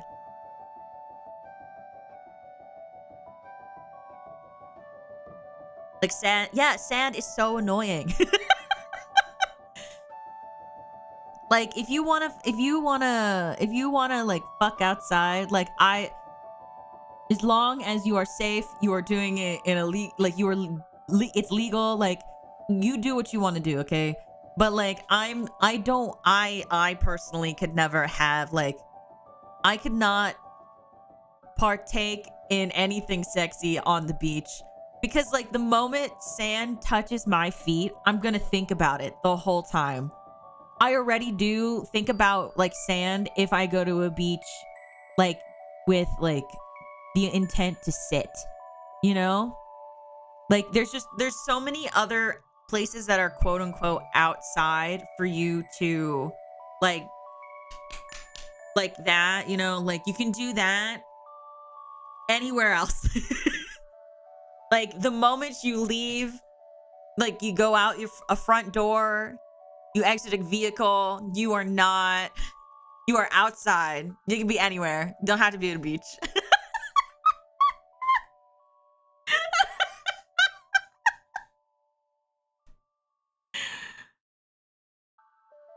And the thing is too, like it's gonna get all over your body, and then you have to go back to your car, and then your car is gonna like covered in sand, and like that's gonna be a mess.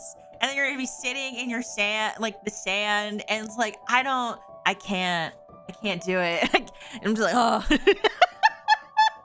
like I'm in pain thinking about this. I can't do it. So me would rather do it in water. Honestly, yeah. Like I would just rather that. Not at the beach. There's still sand in the ocean. Like because like, and when I say the beach, I mean like the surface. Because like if you think about it, oh my god, wait. Okay, me saying this, hold on. Do you guys remember the Rugrats movie?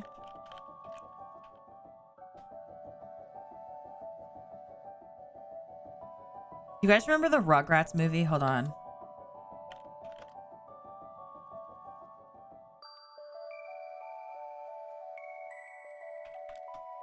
Do you remember when Dill was born? And like they did the weirdest thing? Yeah, the first one. And where like when Dill was born, they like were trying to find an open room for Dill to be born in. And then there was the one room where a woman was underwater. Did I make that up?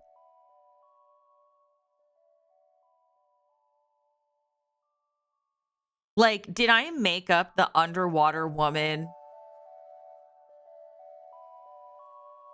like giving birth, like having labor, like doing labor under the water in a scuba suit? Did I make that up? I'm pretty sure that happened.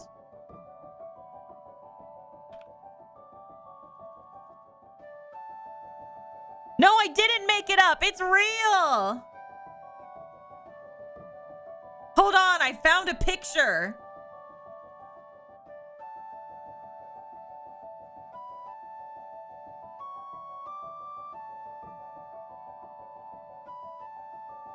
Hold on.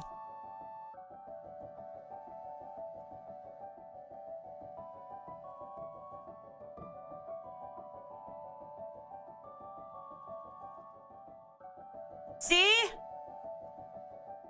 See?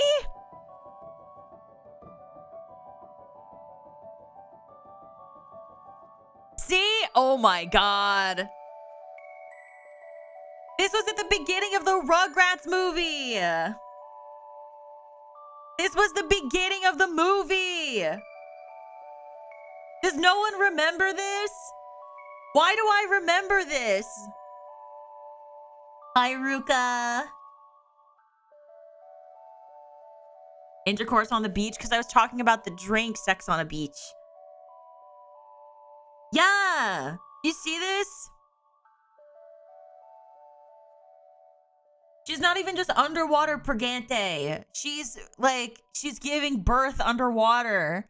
I don't know how. I don't know how that shit's gonna work, but like, okay.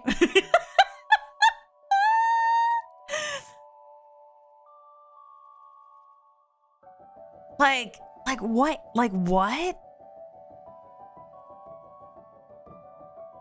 This is like a fever dream. Never saw the movie. Sorry. No, it's okay. Mandela effect or something? Is that what the Mandela effect is? She's a submarine for the baboozing. Yeah, this is the thing that I remember from the movie. I don't remember anything else about the Rugrats movie except this. I just remember the beginning. During a full suit, how the heck is that gonna work? Right? To be fair, Rugrats is kind of a fever dream. Oh, completely. Oh, completely. Rugrats on its own is a massive fever dream. Completely. Like, holy shit. Wow, I can't believe I remember that. Oh, God. So, you know. If you actually, you know what you guys should do while I'm gone on vacation, since I'm going on a trip. You should watch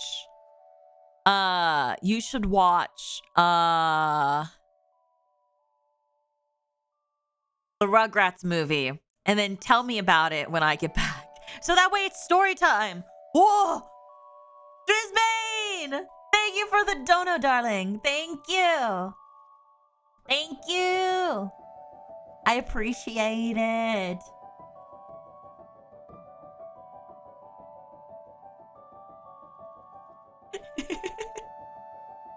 Heck yeah. Now we're at an even 1,000. That's what that says, right?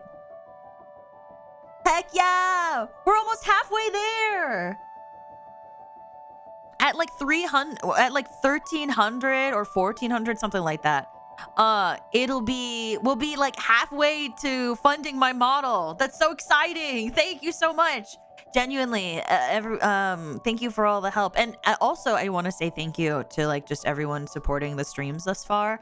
I'm like a real, like, I don't try to talk about it too often, or like bring it up, but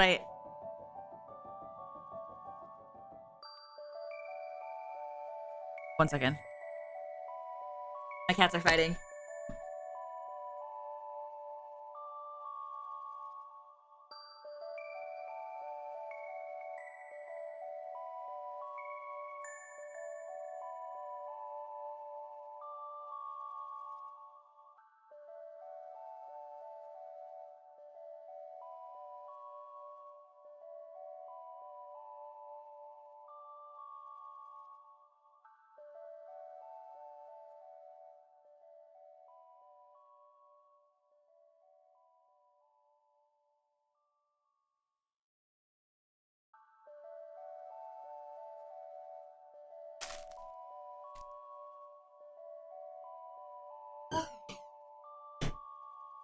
No.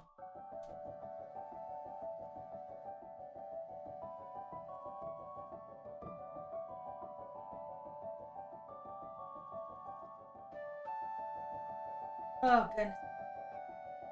Okay, I'm back. Sorry, I had to separate my cats.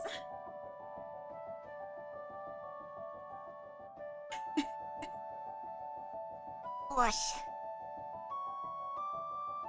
Okay, but anyway, I just want to say thank you for supporting me, because even though I have a temporary model, it's really nice to know that like people like me, I guess like for my person, and want to support me for my person. So that's really exciting for me. Visual petty squabble, yeah. So it's nice. Is the new model aiming to be more mom themed, whale theme, or more stabby stab? I guess you'll have to find out. But like it's just gonna, I think it's just gonna be, the only way that I can describe it is it's gonna be very me. Like there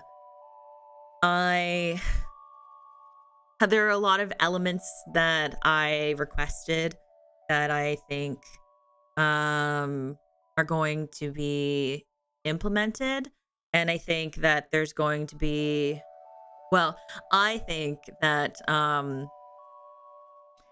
like the mommy effect and also the, I guess, quote unquote yandere effect, I think there's a way to have them both. Like there's no reason for me to not have my cake and eat it too in this regard. It's my model. It's me. I want it to represent me as much as possible. So,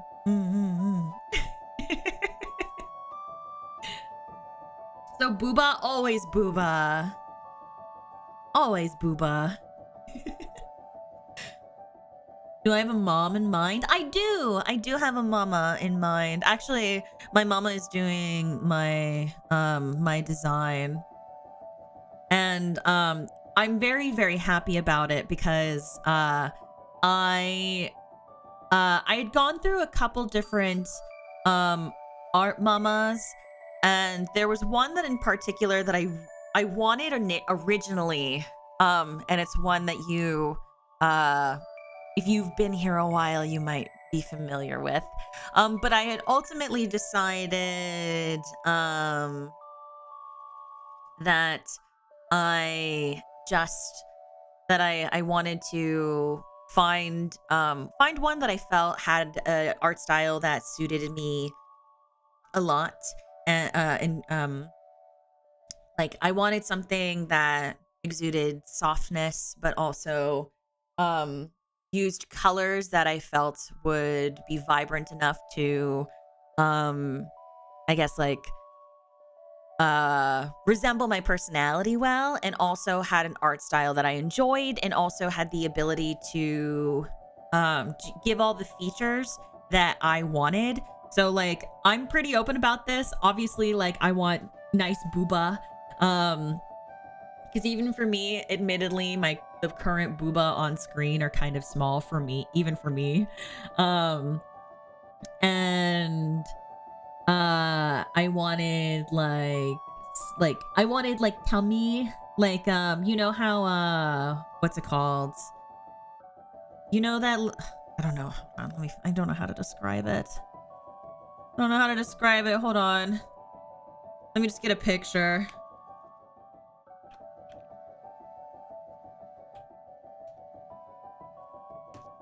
Oh, I also grabbed ice cream while I was well, it's not ice cream. It's like frozen fruit, but it's fine. Yeah, we need to go bigger. It's like we need to go deeper, but bigger for booba.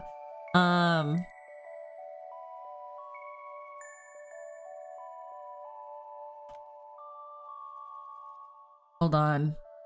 I am going to get an image because I don't know how else to describe it.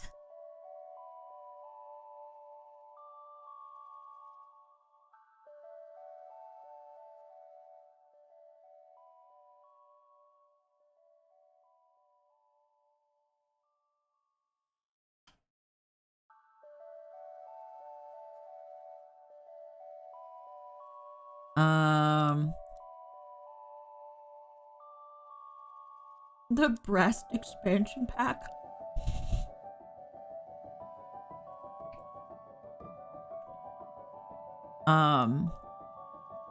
Okay, not that. This. Like, you see how her, like, tummy is, like, kind of sticking out a little? You see it?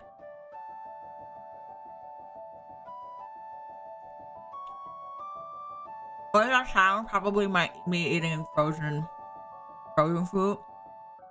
Like that. No, it's not belly bulge. Unlike cats, it's called a primordial pouch, I guess. But like it's basically like a little pooch thing on your for that like I guess that like protects your uterus.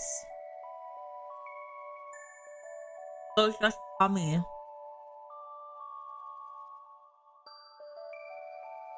But like I want, because like I feel like a lot of models don't really draw that. And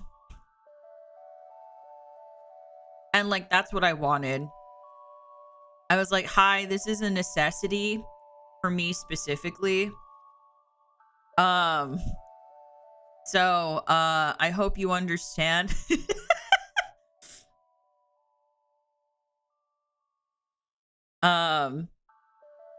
Like let me find another example.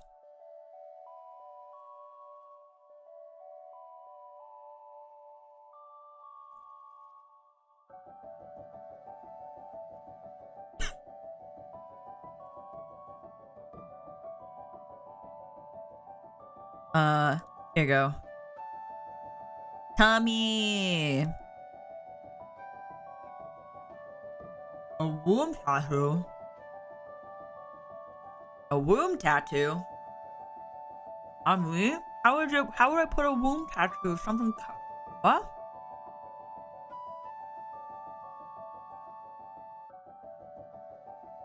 But yeah, this is what I wanted.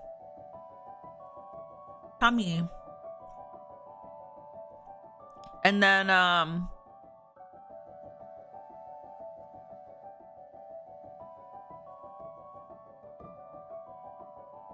trying to find other stuff that I can show. Excuse me, buddy. Can't be there. Yeah, tummy. I would show you other parts of my references, like of like pieces that I wanted, but I think it'll take away the surprise, so I won't show it to you. But A ribbon around the waist really elevates the midriff area. So, I mean, like, usually when you put stuff around the waist, that it's supposed to cinch, it creates the illusion of cinching in your waist because that's kind of how it is for fashion and clothes anyway.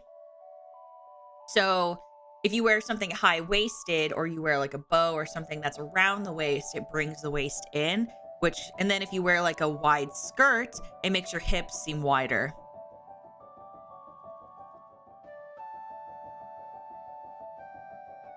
A real tail surgery? What are you talking about? But yeah. So I'm excited. Like whenever my design gets done, I will probably end up like posting the design before I like end up sharing the model. Obviously, because like the design will have to be done before before I get the model done. And also it'll be nice for you guys, so that way you guys have an official reference, I think, to like see what I look like and not just keep using the the temporary model design. So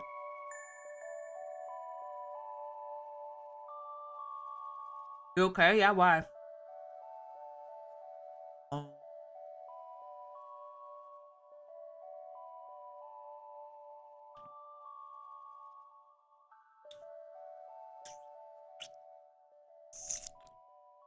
Excuse me. Okay. I was eating frozen fruit because I was like, I want something sweet, but I don't want like ice cream. But yeah. I don't know. I have a lot of really fun stuff. Like I got a really cool what have I gotten back today? I got back the thing that's going to be for the thing that is on the pole. I got that back today. I got a work in progress of a thing. And what else did I get? I got I'm trying to think, what else did I get today? Oh, I got a whip of a thing that comes out soon. And I'm trying to think, what else is there? I'm sure I'm missing something.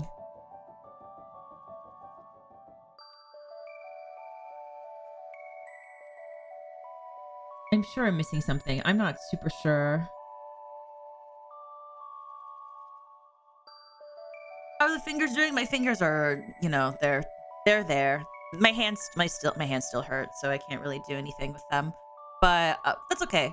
I got a lot of like my main work done earlier in the week, and like I've got a video or two prepped for you guys to have for while I am gone. And so like I got a majority of things done.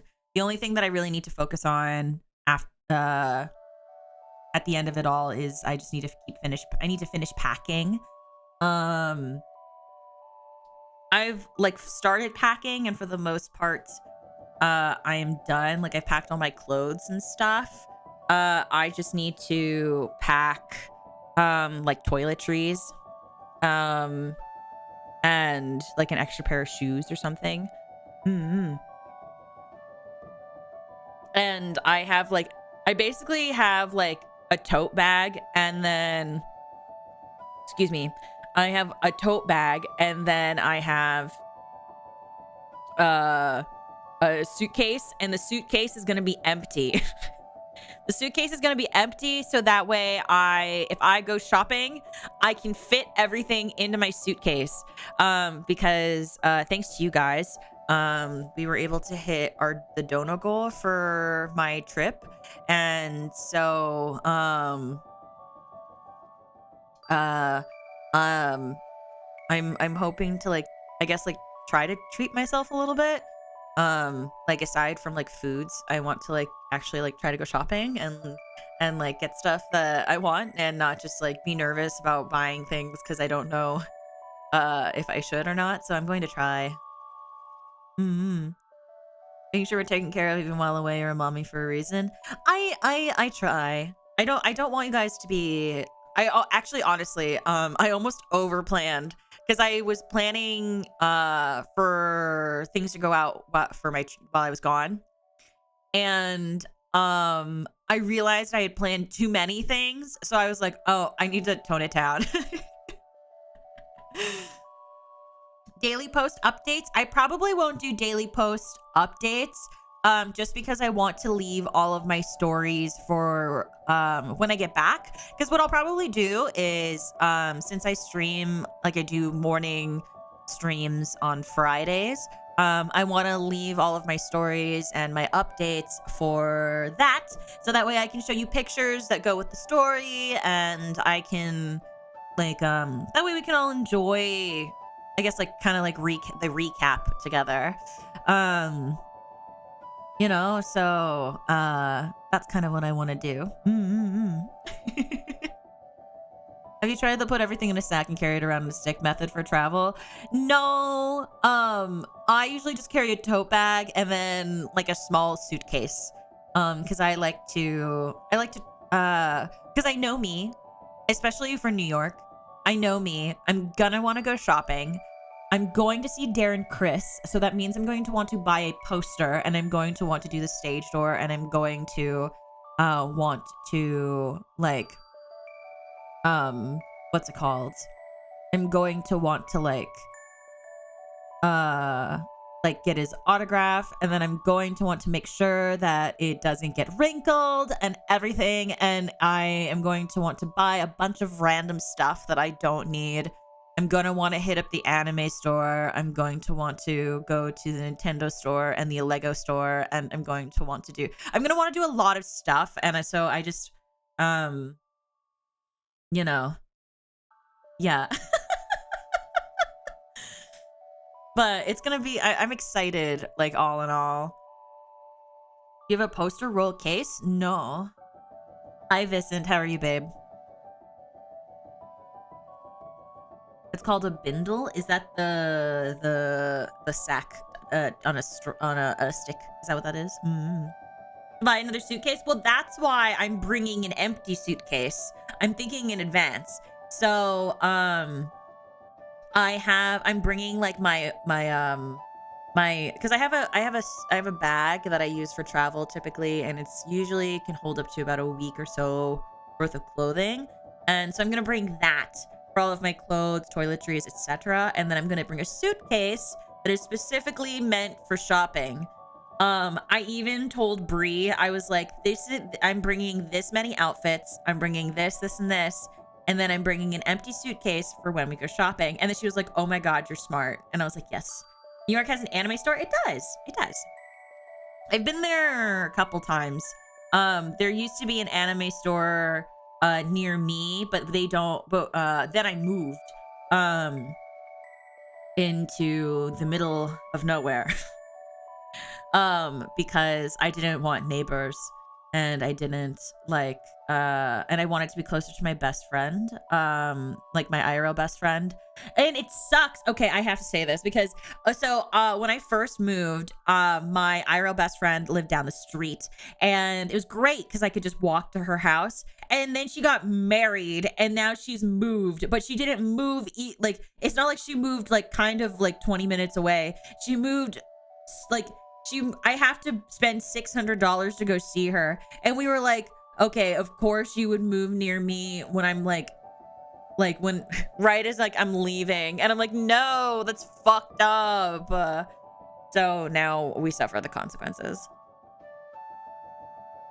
No, not $60. $600.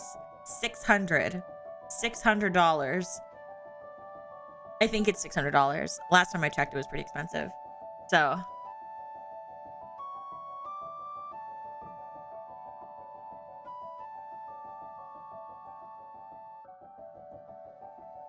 yeah.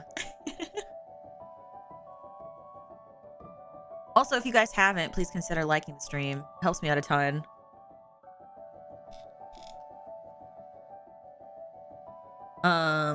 So instant ASMR idea, train travel ambient tingles. That'd be cute. I'm not bringing any like streaming equipment though, so I wouldn't be able to record properly. I will admit that because I wish that like the I wish that I had received my I guess like the Umi keychains were done manufacturing, because I literally, the Polaroid one, the Checky, is designed so that way when you go on trips, you can stick me there and then you can put whatever you're visiting in the background. And I did that on purpose so that way when people travel, I can go on adventures with you. And I was like, man, I wish that I had mine now, because this would have been a great opportunity for it. So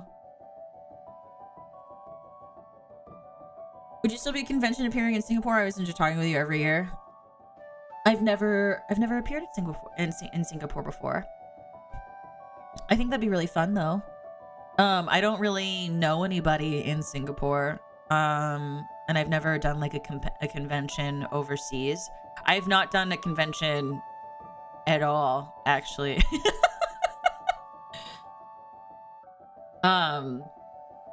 But I want to. I'm trying to go to Offkai. But what's it called? Well, I'm trying to do a meet and greet for Offkai, but like it's kind of hard. So I think I'd mentioned it before that I was trying to do to guest at Offkai or do a panel at Offkai, but I got rejected for it. Obviously, I've been around for like 3 months, so that doesn't shock me in the slightest. But I'm still gonna try to see if I can find opportunities to do a meet and greet at Offkai, because that would be really cool. So for anybody who's going to Offkai, you would have the opportunity to still meet me. And I think that'd be really nice to do. So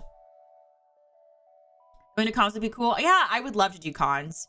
I've been trying to. You don't know what they're missing? Yeah, I was really excited because I thought I had a really cool panel idea. But you know, it's fine.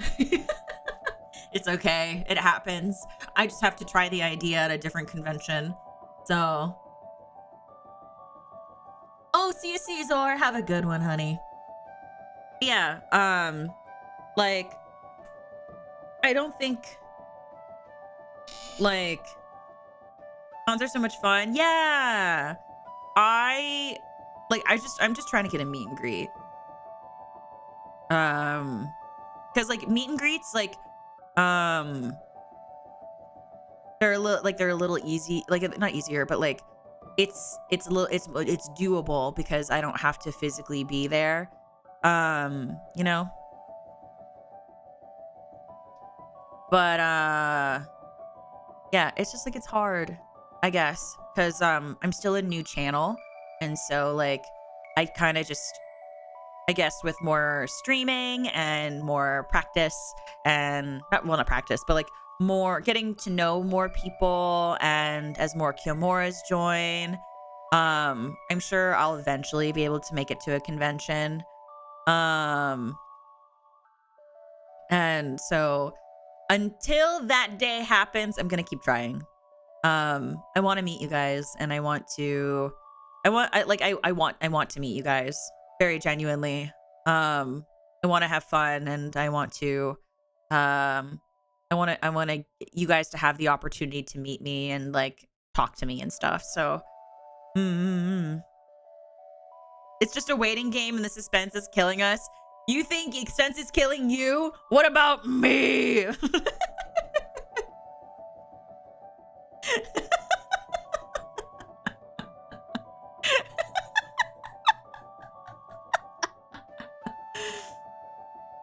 So You know, I was originally supposed to go to a convention this month. But I could not, I ended up not being able to go, unfortunately. Um, which sucks. But that's okay. Cause I ended up telling them that I wanted that, like, I would love to go next year, and hopefully I will be more prepared to be able to go. Mm-hmm. You're included in us. You're one of us too. I mean, I guess that's fair. But I'm not a Kilmora. So I like to see I like to think of it as Umi and Kilmoras.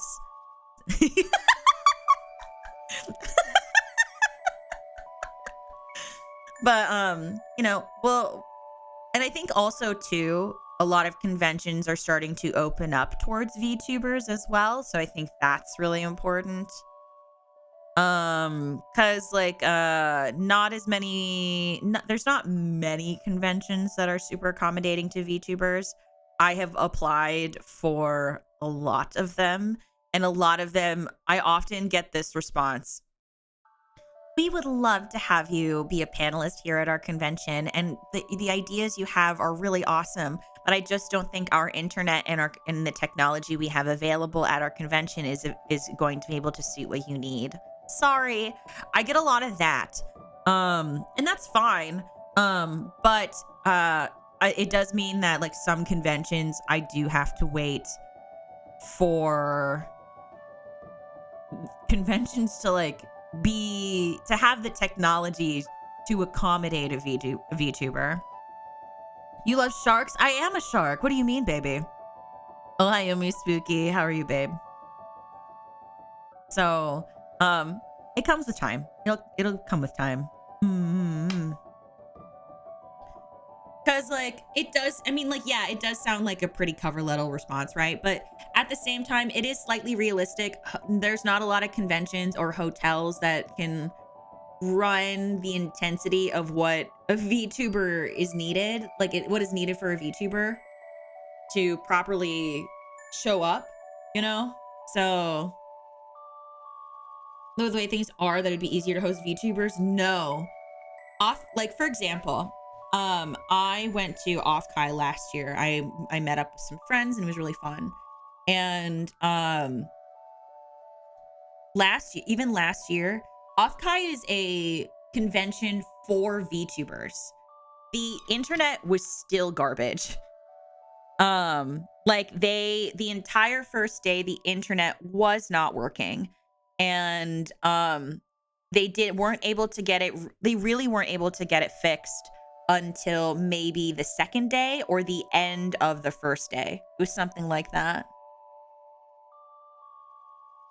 So, like, it is even like things that are meant, like, that are catered towards VTubers, it doesn't mean that it's up to where it needs to be to accommodate a lot of them. So it's like a slow thing. Because, like, I think people also forget that VTubing is, like, still in its infancy phase of like, being introduced into the world. And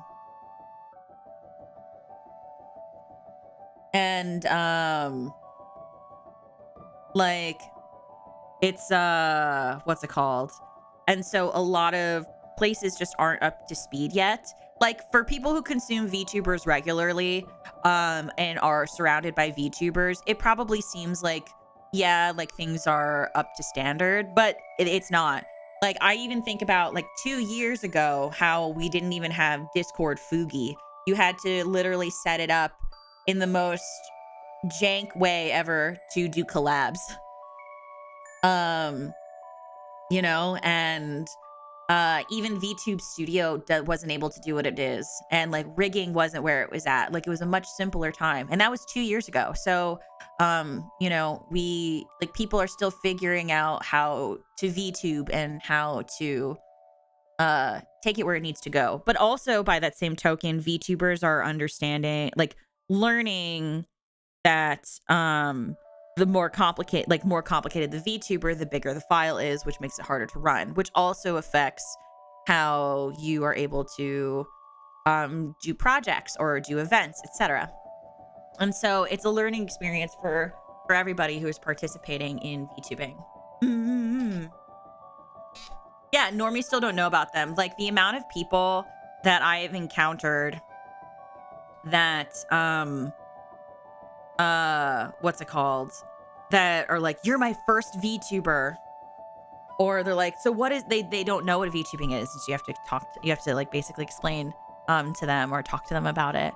And it's really fun. It's really cool to like meet people and show them what VTubers are. But there's even a lot of anime fans that don't know what VTubing is, so it's really interesting.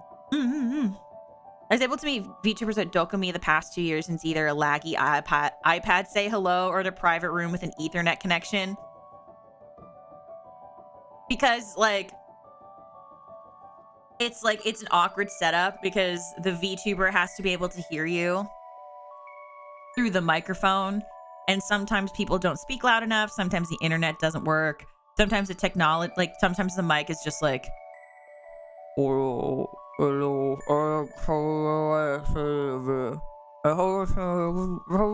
good day, it's nice to meet you. And the convention is too loud, so you can barely hear what the person is saying. So yeah, it's I guess conventions and VTubers and the VTubing community and the people who consume VTubers. It's still a learning thing, because VTubing, at least the VTuber boom, because the VTuber boom started maybe 2019, 2020, or I think the biggest part of it was 2021. So we're still in its baby phase. Oh, hi Yumi. Hi.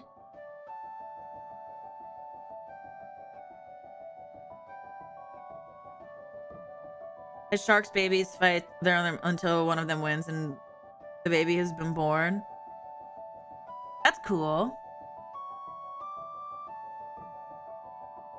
Did you know that whale sharks are endangered? The phone or VC out of fear that people won't understand me through the mic or so. Yeah. Unless you have a really good setup, it's still dicey in terms of audio. Would it be possible to go undercover as a cosplay and not get found out? I don't know. I think if I went to a convention and started speaking, people would know it was me. Because I think that because this is it's not like I put on a voice or something to talk to all of you. So I think if I started talking, everyone would know the moment I started speaking. Just hide in plain sight. But I'm not a big enough VTuber to get away with that. People would be like, who are you cosplaying as? And then I'd have to be like, Umi Kyoku. And then they'd be like, oh, who? I'll go check. They'll know.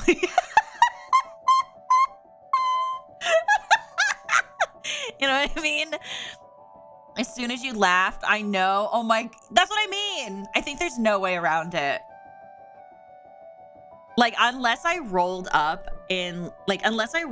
with the full intent to just be normal, and then if someone was like, are you Umi, and just play the part of I don't know who the fuck that is, I don't think that there's any way to get around it. Oh, true, the laugh, stop.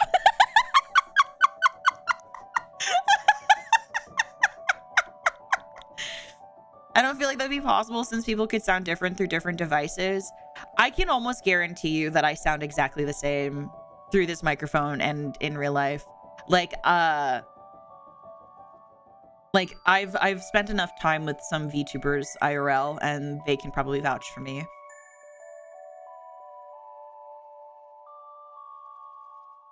A Lumia finished. Oh yeah, I know who Lumi is. I've seen her cosplay as herself. One, that cosplay is so good. I think last year at Offkai, Cinder also cosplayed herself. I don't know. I'm not like crazy, like I don't want people to know what I look like. I'm not like super, like that doesn't really mean anything to me. Like I don't really care if people see what I look like. But by that same token, I don't know if I want to go to like a VTuber convention and then like everybody knows who I am, like that kind of thing. So, you know, there are many people that would sound the same as you though, so I still don't think that that's possible in my opinion. I am incredibly under the impression that like no one can sound the same as each other. Like to me, that even if a person has vocal similarities to another person, they will never sound exactly the same. Like there was a period where everyone said I sounded like Crony, and I don't hear it, like straight up. You know, you want some privacy? Yeah. Like I don't want to. Like I don't mind if people like come up and say hi to me or something, but like the moment, but like I'm so lazy all the time. I don't want someone to like look at me and be like, "That's my VTuber," and then I'm like dressed like a bum. You know what I mean? I also don't hear the crony, right?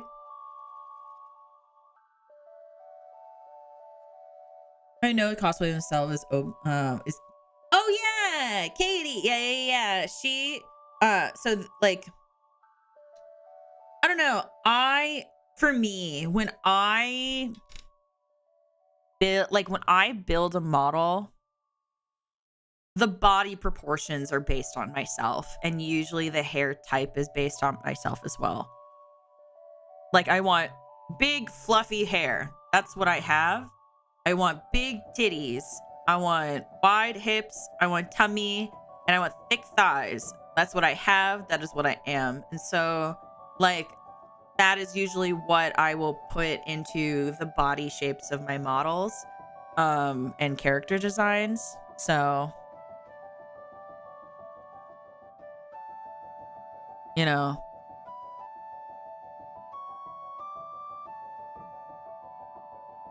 I mean, I heard many voices like your voice. There are many possible chances. I love that you're very insistent that I sound like other people. I love that.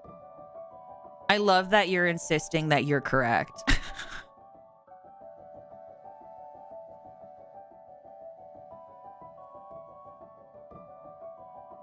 Oh, you base yourself on yourself too? Yeah, because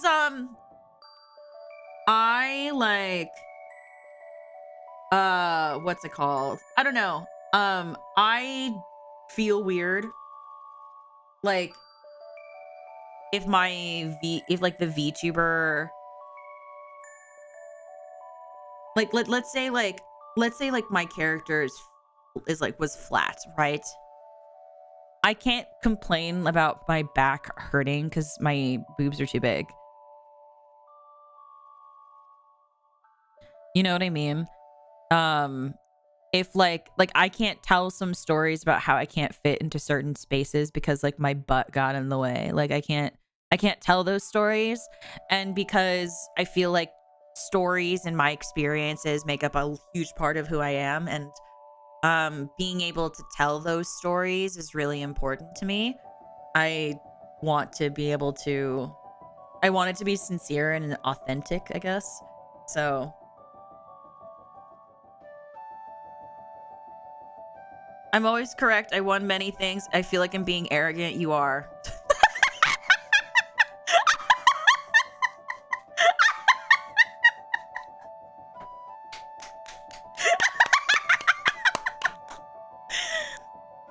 Just like if you have to say I feel like I'm being arrogant, you are being arrogant.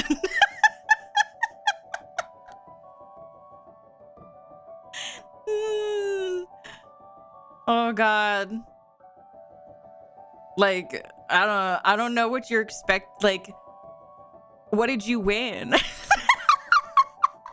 Wait, I don't get it. What did you win?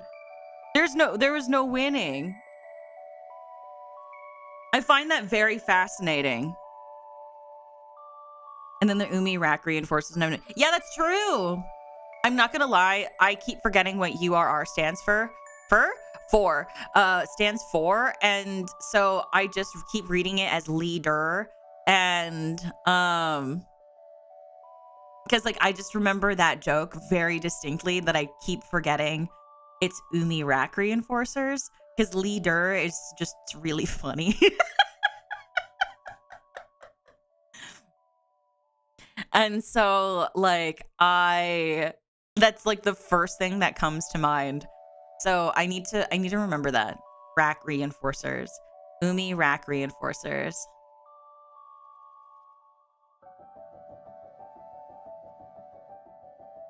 The pun was part of my process on naming the squad.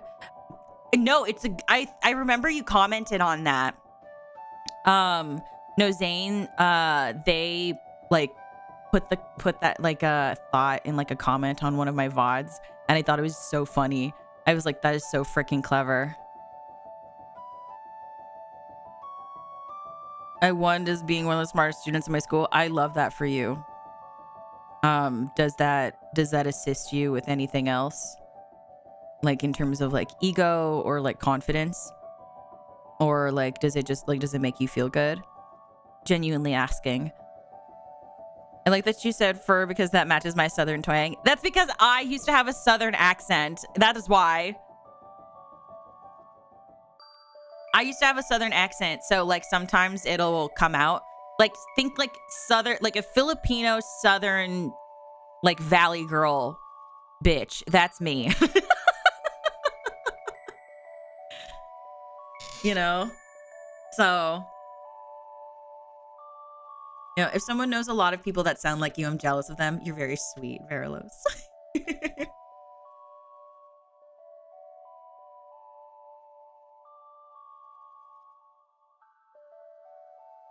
I'm one of the smartest people that live in my house. Are you the only one that lives in your house?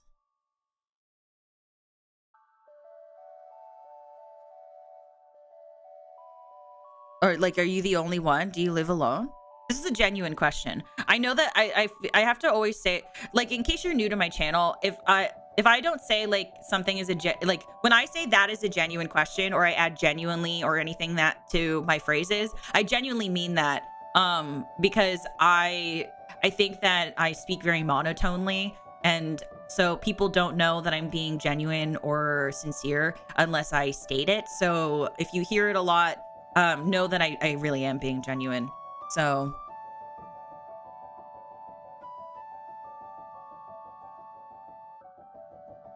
so that Umi does make an appearance as I've never been to Singapore. I'm the smartest person in my house. I live alone. There it is. I was waiting for that. I was like, someone's gonna make that joke and say that they live alone. I'm waiting for it.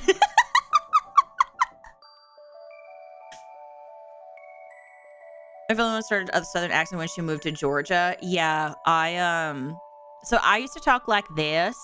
And so I got real used to talking like this. I'd be like, yeah, hey y'all. And then I'll and so then like I get really into like talking like this, and it's like super like it's not like I guess I think it's crazy Valley girl, but then like it's not too bad in comparison to the way people over like exaggerate it. And then so like, you know, like it is like 2000% like that. So like I wouldn't say that. I mean, like, because I'd be like, hi y'all, hi folks, how you doing today? Anything can I do? Anything that I can do for y'all? Hope y'all are having a good day.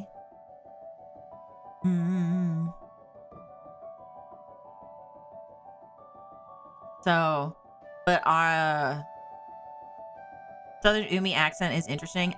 Because I had like a rhotic Southern accent, so like this is kind of like how that would go. I guess. Well, this is probably a little more what it is because I was kind of playing it up earlier, but this is probably more natural for me to talk like this.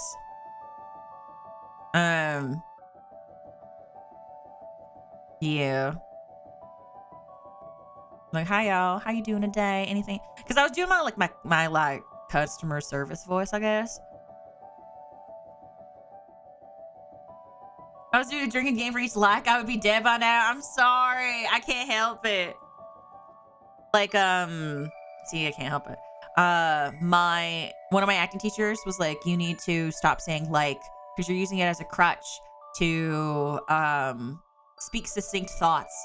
And I was like, I didn't think of it that way. And then I realized that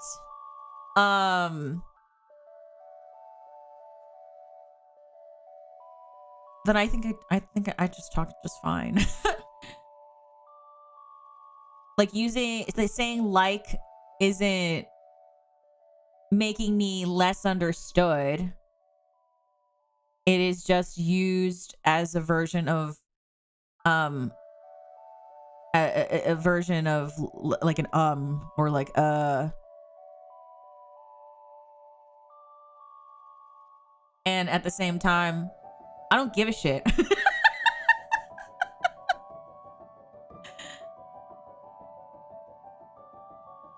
Like I don't give a shit. If people think that it sounds like a crutch, that's fine. But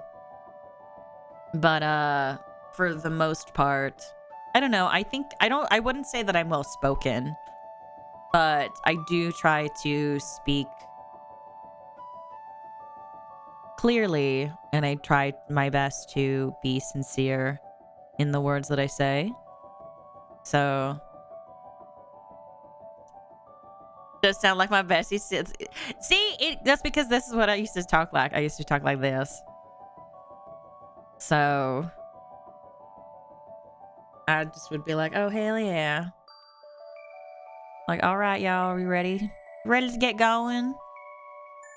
I need to go to the shop and then real quick, and then I need to go get a dress for tonight, and then I need to go get groceries, and I need to make sure I grab some lunch first, but then we can head on out over to we need to go to Madeline's place. I need to pick up my shoes from last time, and then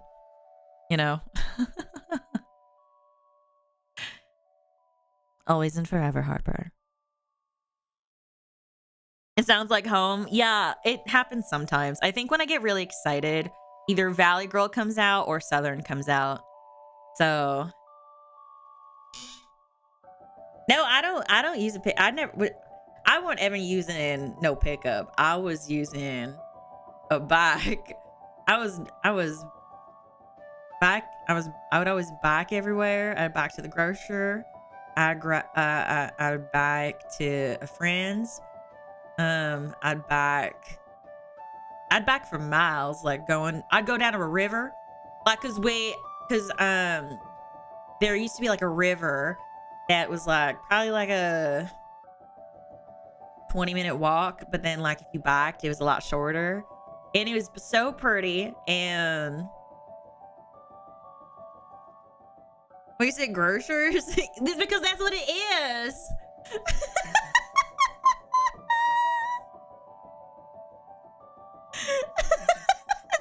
Just go to the grocery store. One of my friends is taking vocal lessons in Europe, and we're told by the teacher that an American accent is the only way to be successful in media. It's rough. And actually, I was taught something very similar. So something that is very that I was taught, that if you want to have some sort of success, you want to be able to speak in a general American accent, which is also known as Gen Am. And it's very fascinating that accent is like kind of what is necessary, because the best way, Gen Am, It is the umbrella term for American English accents that are spoken by majority of American people. And it is a like quote unquote like standard way of speaking. Um it is like if you ever listen to newscasters, especially like American news, the way that they are talking is general American, a general American accent. It is also used for TV acting, and but you'll if you want really good examples of general American accents, it doesn't matter if you're Southern, Northern, like West Coast, East Coast, it does not matter, or like Middle America, it does not matter, because newscasters will use a general American accent no matter where they are. It's very interesting. I'm a lurk though. Have a good lurk, Smokey. I think it's awesome. But I'm also like an accent nerd, so if you were ever curious about accents and dialects, that one is very interesting. That one I remember being very difficult to learn, but I had the most fun with it. Next to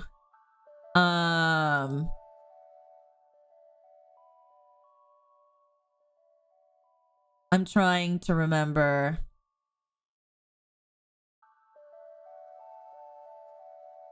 Uh Shoot. General American accent. What were the other accents that we had that I learned that was really fun? I had a really hard time with Irish and Scottish. British RP was fine. Cockney was fine. Russian was fun. Italian was fun. Transatlantic was also very fun.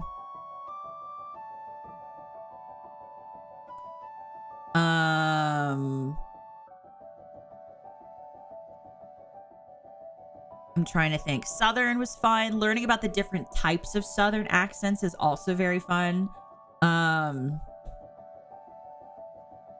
Yeah. Yeah. So I need to do streams on accents and dialects. I think that I just need to, because I love talking about it. I love sharing the information with people and making that kind of information available. I just don't know. I don't know like how to make, I guess, VTuber fans interested in it, or just like people in general interested in it, because you don't know if you want to look for it unless you're already a fan of it. So I would have to figure out a way to make it interesting, I guess. So maybe one day.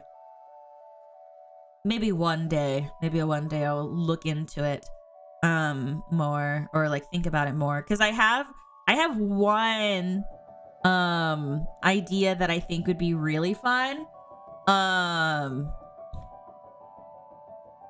Hold on, let me show you guys, because I have a thumbnail for it. I just don't know how I'd want to do it.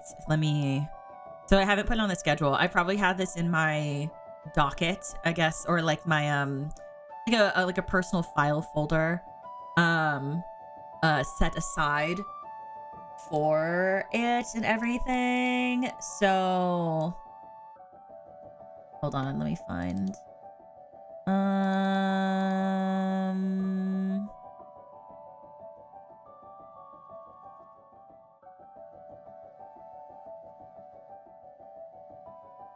okay.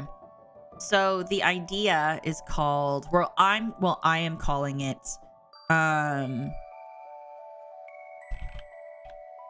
impression roulette. Let me just pull up the thumbnail so you guys can see what I'm talking about.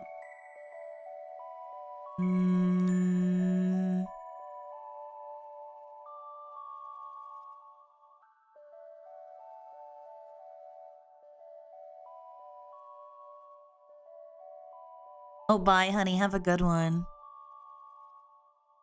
Okay. Impression roulette. So like the idea that I had was basically I would take a bunch of different accents and because like I like take a bunch of different accents and like not character voices but just like different or maybe character voices, I don't know. Like I put them all on a wheel and then whatever it lands on, I would do that impression. Like you guys would submit stuff and then I would spin a wheel and then I would do that impression on whatever was submitted. And then if it's really long, what I'll do is I will spin the wheel and I will start with the impression that it lands on. And then while I'm doing it, I will spin the wheel again and then have to change impressions halfway through the thing. So it's kind of an acting challenge to see how fast you can change your accent or change your character. It's just an acting challenge, which I think would be super interesting and super fun. So yeah. Like I think it'd be really cool. Like a good way to introduce like accents and also introduce like fun little acting challenges to the channel, because I've done like 2 voice acting streams on the channel, but I want to do more acting stuff. I want to like share more of the thing that I find really fun with you guys. So I think that'd be really nice to do. I just haven't figured out how I want to do it just yet. So, I can definitely, great original idea. Would love to see it.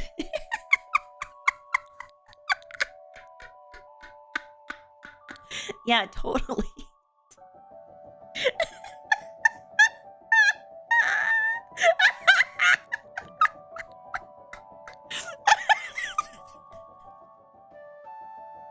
Anyway,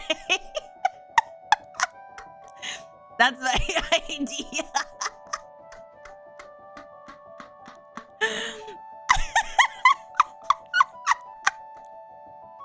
Yeah. Yeah, it's kind of like a wheel of impressions. But you know, it's like more of like roulette. I guess like it's more of like it's an impression roulette, you know what I mean? Wheel of impressions, like that I feel like is too generic.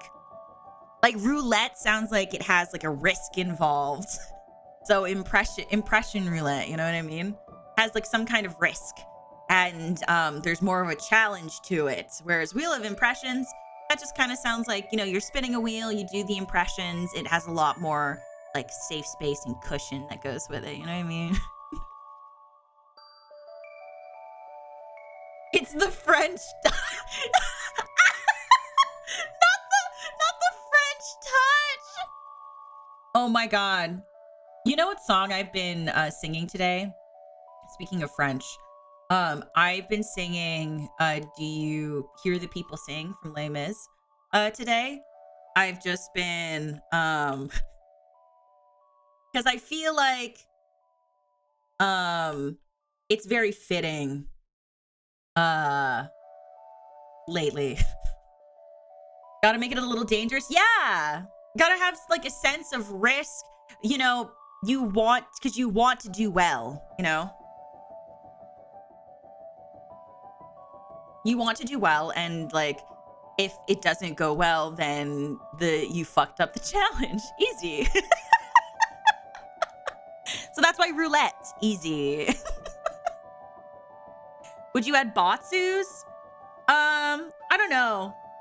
I've been wanting to do a Batsu kind of scenario, but I don't know how I would want to add do a Batsu.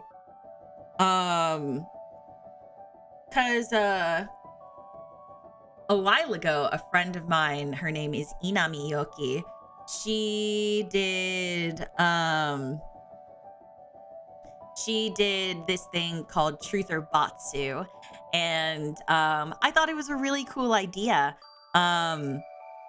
And then I found out that she got the idea from another friend, And I don't know, like I like the idea, but I feel like that I don't know, because like other people have already done it. I kind of want to try to figure out something new for Batsu.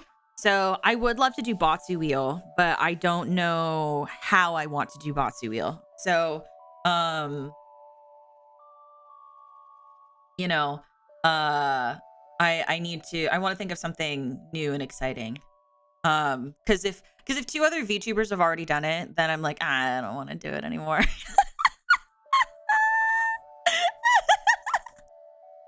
I love you so much. Why? What'd I say? What'd I say, Denny? What did I say, baby?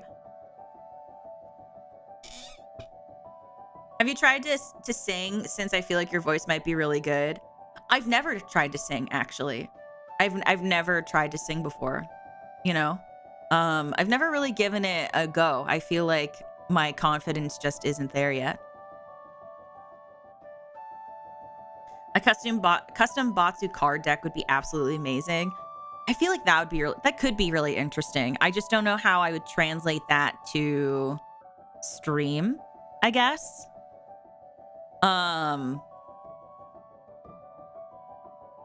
So like, I don't know. I've tried to think of a couple of different ideas for Batsu. So like, don't count them out. I will eventually want to do them, because I do think Batsu wheel can be really fun, especially when it's in a more controlled environment. So like the only thing that I can really think of like as a Batsu is like I do karaoke, and like every like $5 I have to do 5 squats while I sing. Like that's the only thing I can really think of. But that's like kind of it. Try to sing right now. I want to hear you. I feel like you'll succeed. What should I Kilmora's what should I sing? What should I sing? What do you think I should sing? Batsulatro, the roguelike card game of Batsus. That's kind of fire, but how would I do that? Oh, baby shark doo doo doo doo doo doo, baby shark doo doo doo doo doo doo, baby shark doo doo doo doo doo, baby shark. Mommy shark doo doo doo doo doo, mommy shark doo doo doo doo doo, mommy shark doo doo doo doo doo, mommy shark. Daddy shark doo doo doo doo doo, daddy shark doo doo doo doo doo. Daddy shark doo doo doo doo doo, daddy shark. Is that good? Did I do a good job, guys? I actually don't know the rest of the words. I don't know the rest of the words.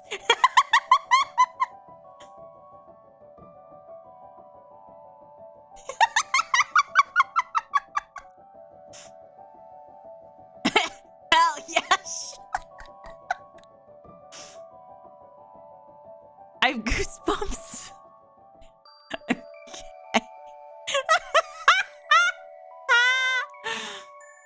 Hi, my name is Neffy. Hi, Neffy. How are you, darling? Are there more words? I don't know. I'm just like do do do do do do do do do do do do do do do do. Like that's what I don't know. I need some cheer emotes. I'm working on getting my ID. I'm gonna see if the DMV will let me get my real ID without my passport. If I just give them like my social security number, like maybe that they'll just like let me get a real ID, so that way we can open memberships. So that way you guys can have emotes. I do feel kind of bad that I haven't been able to do it. It's just the passport's really expensive. Before we get the Grammys next year, I'm going for an EGOT. I'm going for an EGOT, Miss Fist. I'm going for an Emmy, a Grammy, an Oscar, and a Tony. First VTuber with an EGOT. Grandpa and Grandma are in there, I think. I just remember it's the end do do do do do, it's the end do do do do do do. That's it. Hell yeah, you got this. How about one from Les Mis? Oh yeah, because I've been doing Do you hear the people singing the songs of angry men? It is the beauty of a people No, it is the music of a people who will not be slaves again. When the beating of your heart echoes the beating of the drums, there is a life about to start when tomorrow comes. Will you join in our crusade? Who will be strong and stand with me?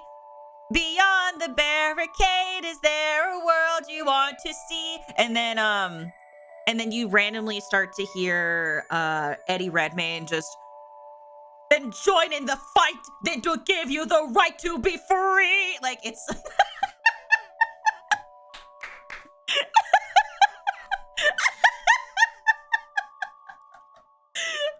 and then like Aaron Tveit and then Eddie Redmayne are both looking at each other and like they're going, do you hear? Like, it's so I hope you have a wonderful trip. Take care, love. Oh, thank you, baby. I appreciate it. It's gonna be fun. I'm excited, and I'm excited to tell you guys what happens. I'm very excited because I haven't gone on like a trip there in a really long time, and I'm very excited. I get to share it with my bestie. Sing for hours with no water. Oh God.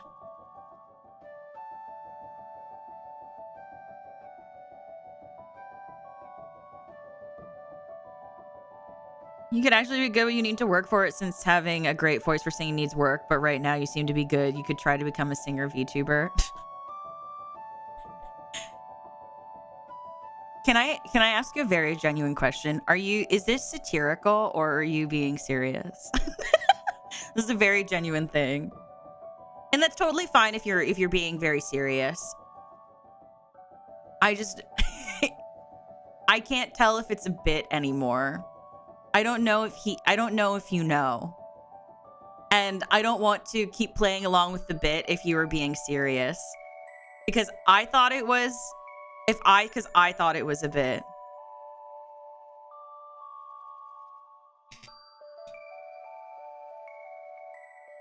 Yeah, like I'm not I thought it was a bit. If it's not a bit, then I am happy to genuinely sing for you. But but if it is a bit, then I'm okay. Okay, so you are being serious. Okay, I am a professional singer. I have been singing for over a decade. Okay, that's my bad. I thought you were doing a funny.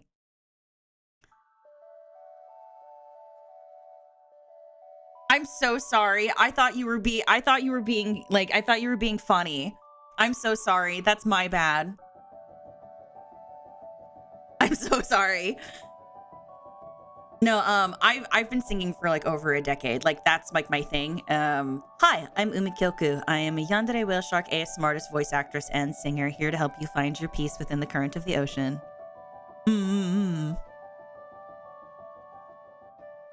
Yeah. That's my bad. I didn't realize I am not. I should have asked first, but I thought it was a bit. That's very much my bad. Yeah. So I'm sure it was a mutual bit. I know.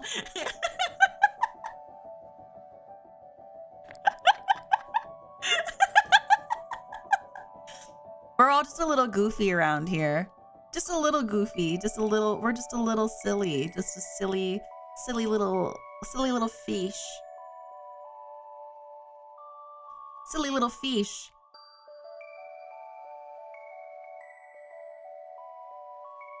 Yeah, a little tee hee ha ha. Maybe add like an XD and an LOL at the end. I love myself. I love me. I love me.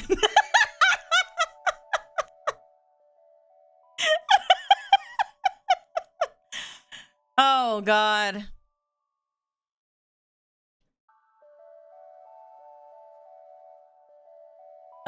We just quirky like that? We are. I love that for you. Oh my God. Thank you. A Keck W. Stop it. No, but just I guess because I I didn't realize it was a bit, just as to give a genuine answer. I have been singing for over a decade. I went to performance school and I studied musical theater. I went to acting school. You'll hear me talk about it a lot. I primarily sing classical, pop, musical theater, and jazz music. My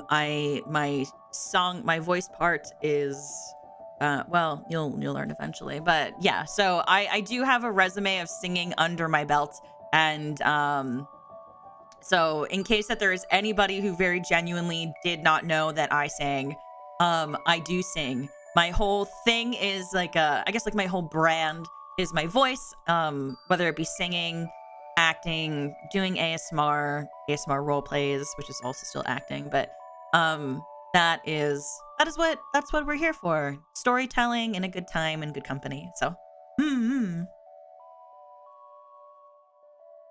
she's telling the truth about the EGOT though. Shut up.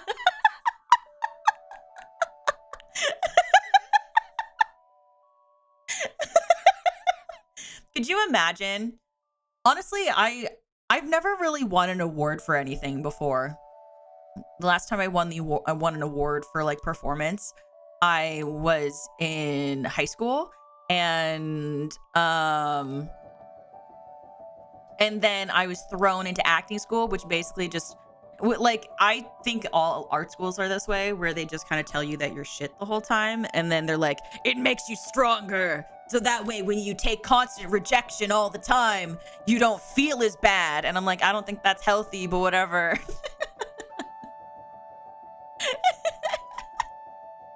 Umi's a great singer. Umi, peak singer, thank you.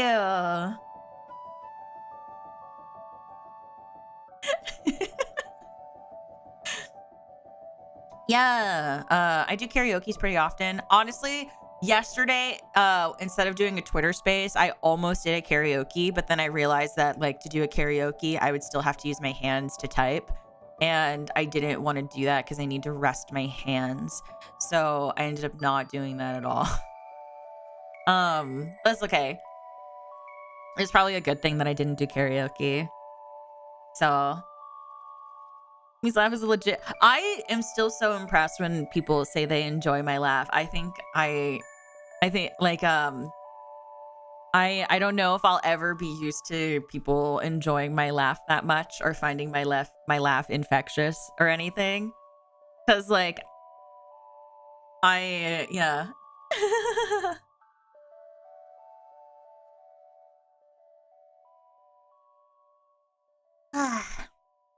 It's so fun. You think? I'm glad. Genuinely. Excuse me. Cause like I'm such a loud, like I won't call it ugly laugher, but like I've a very boisterous laugh. And I think you can always tell how funny I think something is based on how loud I'm laughing. It's like there's loud, kind of loud, really loud, and then like in between those levels are like cackle and like witch laugh, and it's like really funny to me.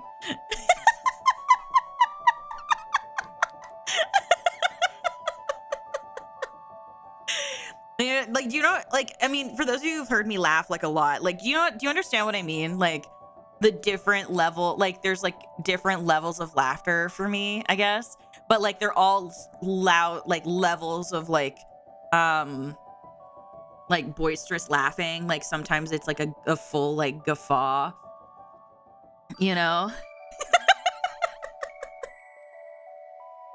I think that if I ever went into public, if I ever went public in like how do I say, wait, hold on. I don't know how to say this sentence. If I ever went to a convention and I started like cackling, I think that would be my dead giveaway, because I feel like my other like lighter laughs, like I can kind of get away with it. But at the moment I go,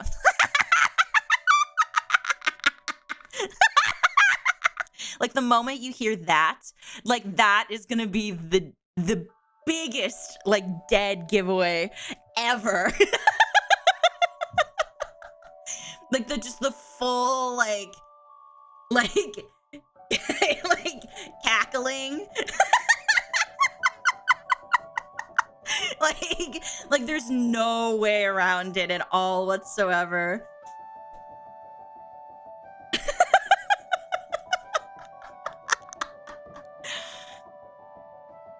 God, I'd instantly know it was you. Yeah, exactly. That's what I mean. Yeah, I know that one. Because I feel like there's like, I have other laughs that I could probably get away with it, right? Also, I've been wanting water this whole time, and I just realized that my water bottle's been on the floor, and I thought I left it in the kitchen. Anyway.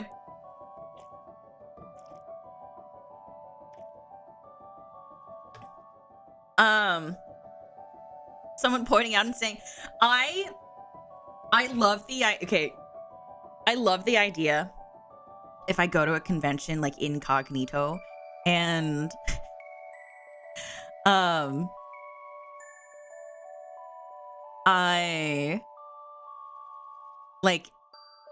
laugh and then I immediately like cover my mouth and I just kind of like stop, and then like people have to, and then like it's like Kilmora's sensors go off and they're like, Umi is nearby, and so you're like start trying to like use like echolocation to try to figure out where I am because of the laugh. You know what I mean?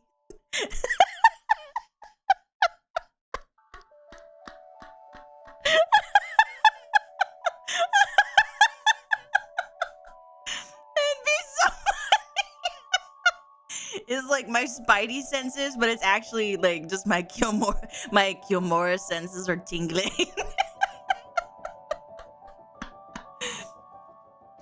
Like, I think it'd be very funny, or they'll think there's a witch at a convention. I mean, there's a compliment. No, I'll take it as a compliment. It'd be so funny. Like suddenly, like what is it? A satellite like pops out of like your backpack or something, or like your like convention badge. Although I feel like I would just doubt what I heard in fear of being wrong and make it awkward. No. There's always when you go to a convention, there's always someone more awkward than you. I like always. Always. It'd be very funny. To like, you know, go do that. I like the image in my mind is very like cute and amusing to me. So a mustache that's like spinning rods, that'd be fun. That's so funny. I actually love that idea. Now I want to go to a convention and then laugh as hard as I can and see how many Kilmoras can figure out. But the thing is, I feel like I would need to be more well known for that first before I could do that. But it'd be funny. It'd be funny, but I don't think that I could do that just yet. But like one day I will secretly go to a convention. I will cackle as loud as I can, and we'll see.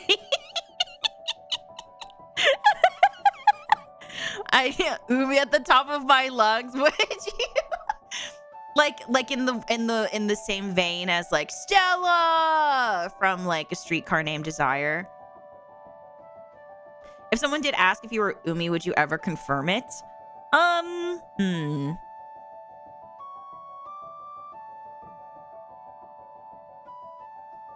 I probably wouldn't vocally confirm it. I'd probably just like wink or something.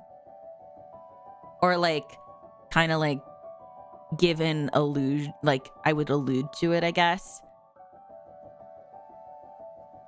I would just be like, I don't know who this Umi Kyoku is, darling, but I'm sure she sounds really lovely. Like something like that. Yeah.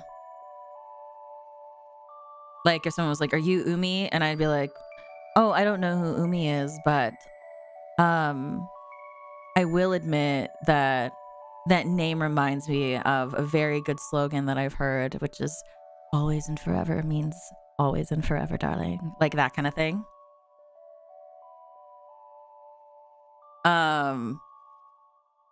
Yeah. Yeah. Just kind of like a nudge. Cause I don't know. So that way it like maintains my privacy, and then that way, like, I don't know. I think that Kiyomora's, for like, at least so far, you guys have always been very respectful of me and my space. So I feel like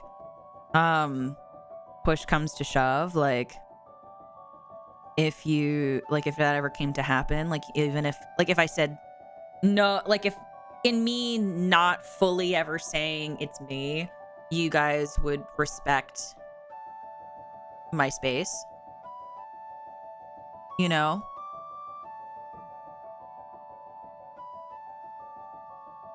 Nuclear, okay, so that would be so funny if someone met me in person and was just like I'd be like, no, but what's it called? No, but I hope you find your peace within the current of the ocean, like that kind of thing. And then you just like, well, if you don't know who that is, she's super hot. You should check her out. And like, that'd be so funny. It's like when people on Tumblr like had that like phrase they would say to other Tumblr people. It'd be like, I like your shoelaces or something. It's like a code word. It's very funny. If it's a vendor, artist, ally, or staff, it's safer probably. Yeah, like if I was at like a booth or something, the only thing is like, yeah, I don't know. I think it's just like I think the huge part of it is just it's just like respecting your space, like my space, I guess. And I would hope that you guys would respect my space. I feel like you would. No? Thanks, I still remember. Yeah, it was something like that. Something like that. I don't remember what it is, because I remember seeing it and being like, this is the cringiest thing. Like walking outside and going up to some random stranger and being like, hi, I like your shoelaces. Because like, what if you're in different fandoms? What if you're in fandoms that like hate each other? Like what if your blog is like not appropriate, but like then the other person runs like a safer work blog? Like, I just thought it was the silliest thing. You know? Yeah, meeting a VTuber IRL is always a bit odd. Just be respectful. Yeah. Mm-hmm. I think when we start Oshi or their idol, respecting their space and privacy is a given. Yeah, but you know, tis not always. Tis not always, you know. Hi, Umi, I just woke up. Good morning, honey. How are you, Matthew? If I could do the bit, I know the last time I met a creator, I was like just a stuttering mess. Oh no. Well, I mean, like, whether I at least for me, I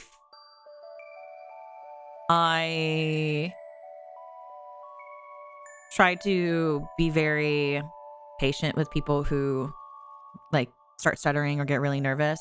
So like, just for anybody who's listening, should the day come that I do a meet and greet and we have the opportunity to meet, I want you to know that please no, it's okay. You can take your time. I know that meet and greets usually have a time slot, and sometimes you're only given a certain amount of time with the VTuber. But know that if you ever come to see me, please feel free and feel comfortable to take your time to get out the words that you need to. I cannot stress that enough. Like, as much as I also try to make streams comfortable, I want you to be comfortable even just meeting me. So, like, you are fine. There's a whole time slot crying. Oh no. I've had that happen before where well, I haven't had that happen before. A friend of mine had that happen before where what's it called? She was doing a convention in uh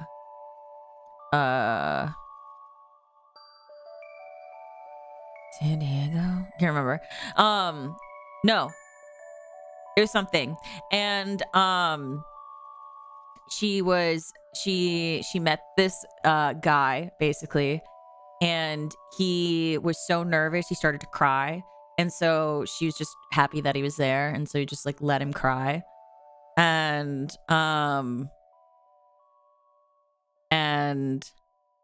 like I always get a little frustrated because sometimes like staff will be like, or my friend said that staff will be like come on, you have to hurry up. But like I don't know, like to me it's like it's a moment for some people.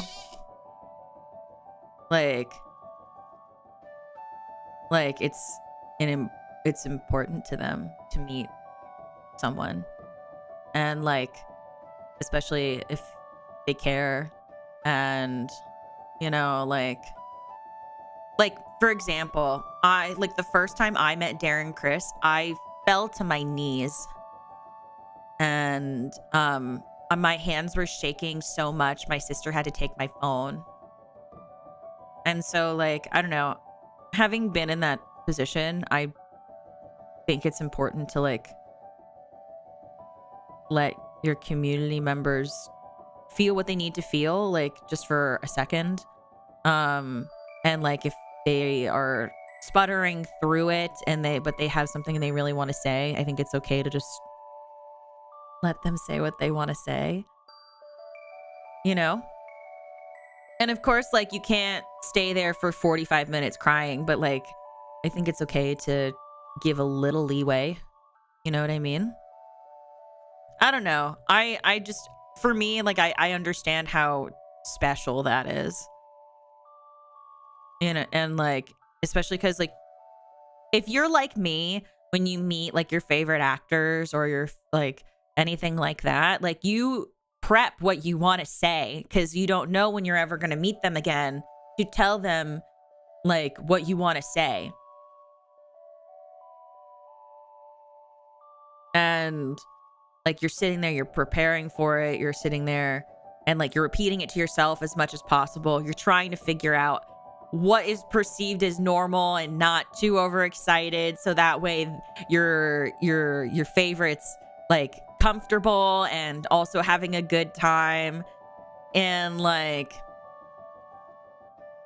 on top of that, you've been waiting in line forever, or you traveled to just have this one opportunity and like all that stuff. And so like I don't know, it all like builds up. Yeah, like I'm that way with my favorite actors, so I get it, like 200%, you know.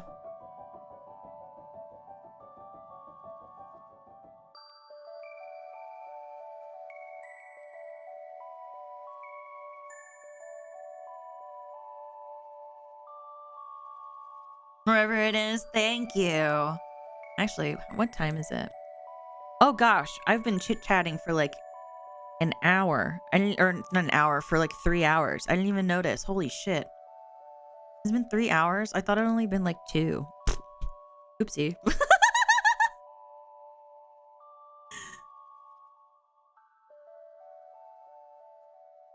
I think most of us would manage to have a normal conversation with you, and waiting in line, having a set time to speak one's mind plays a part into getting emotional. Yeah, I don't disagree. I don't know. I mean, I think I'm fairly easy to talk to.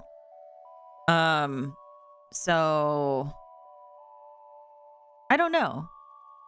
Yeah, I think I'm fairly easy to talk to, but I know that regardless of what I think of myself, it doesn't mean that that is how some people perceive me. So time flies when you're having fun. It just means that I just talk.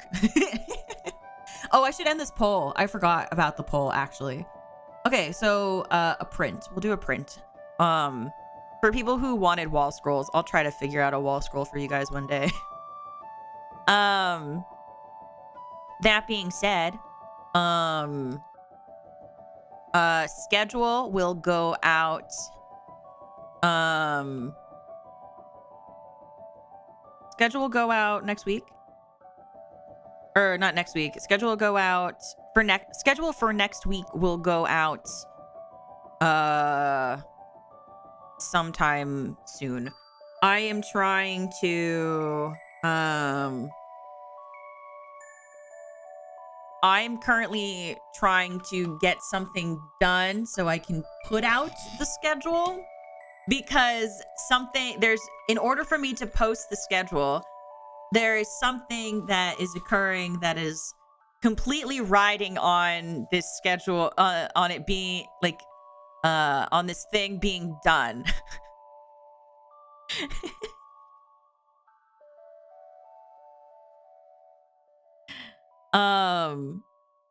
So,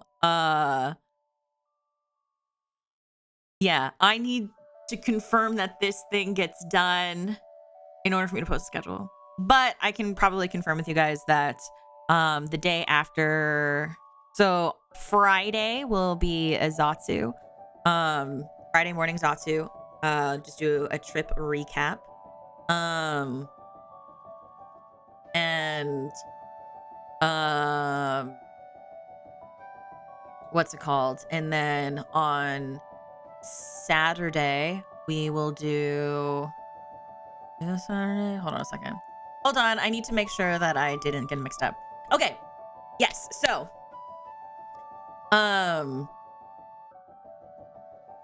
Friday, Zatsudan recap of my trip. Saturday, we will be back with ASMR.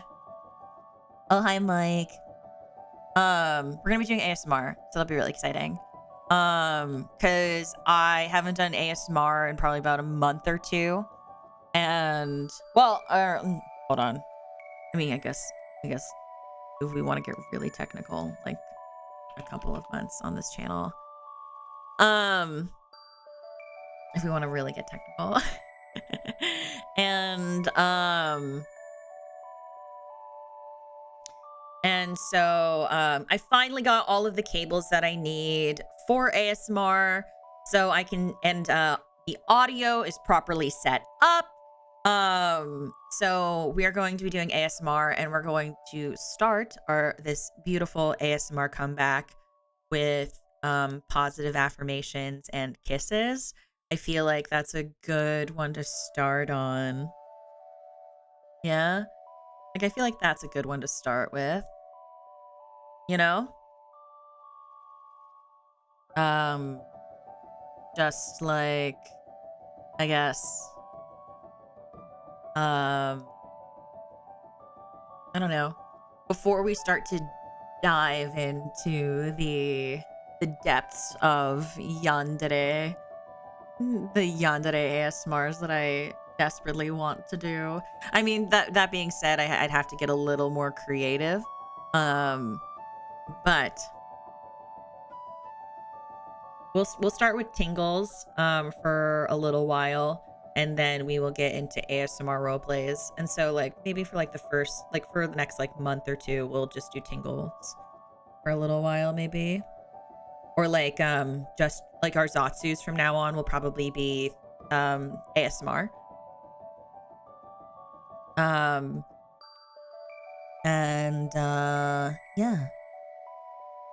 Is that fun? Does that sound fun? ASMR real, so real. I'll have a good sleep, Neffy. Yeah, I don't know. I will admit I think I needed to personally take a break from doing ASMR. So being able to take a break was really nice. So I can kind of just like love it again, I guess. Cause like I enjoyed it, but at some point I just felt obligated to do it instead of like wanting to do it. And that's not good. And so I'm very happy because like now I like want to do ASMR. Like I miss having that be part of my routine. So But the thing is, like, I'm only streaming 4 days a week right now. And there's not four streams a week does not accommodate what I want to get done. So, like, I think what I might do is alternate for a little while. Like 1 week 4 streams, another week 5 streams. Like so it's not the same every week, but it's kind of like every other.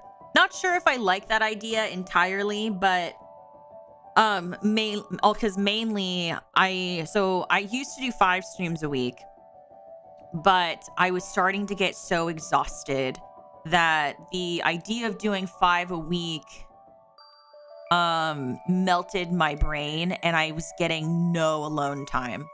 I was getting like no alone time because on my 1 day off, I was working on like videos or like some kind of content, and that's not good. So I switched to 4 so that way I could have 1 day for working, 1 day for like going out and touching grass. And but like I want to do so much in a week. Feels like a decent compromise though. 4 isn't enough and 5 is too much. Yeah. That's my thing, is like maybe every other week I'd do 5. I don't know if I like that idea though. So we'll see. We'll play it by ear. I want to stream a lot, but I need to also, a very very dear friend of mine, she said the words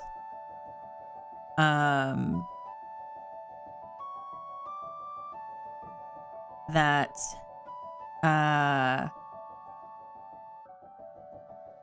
she wanted to start making choices to better her life, her personal life, and that she needed to lead by example.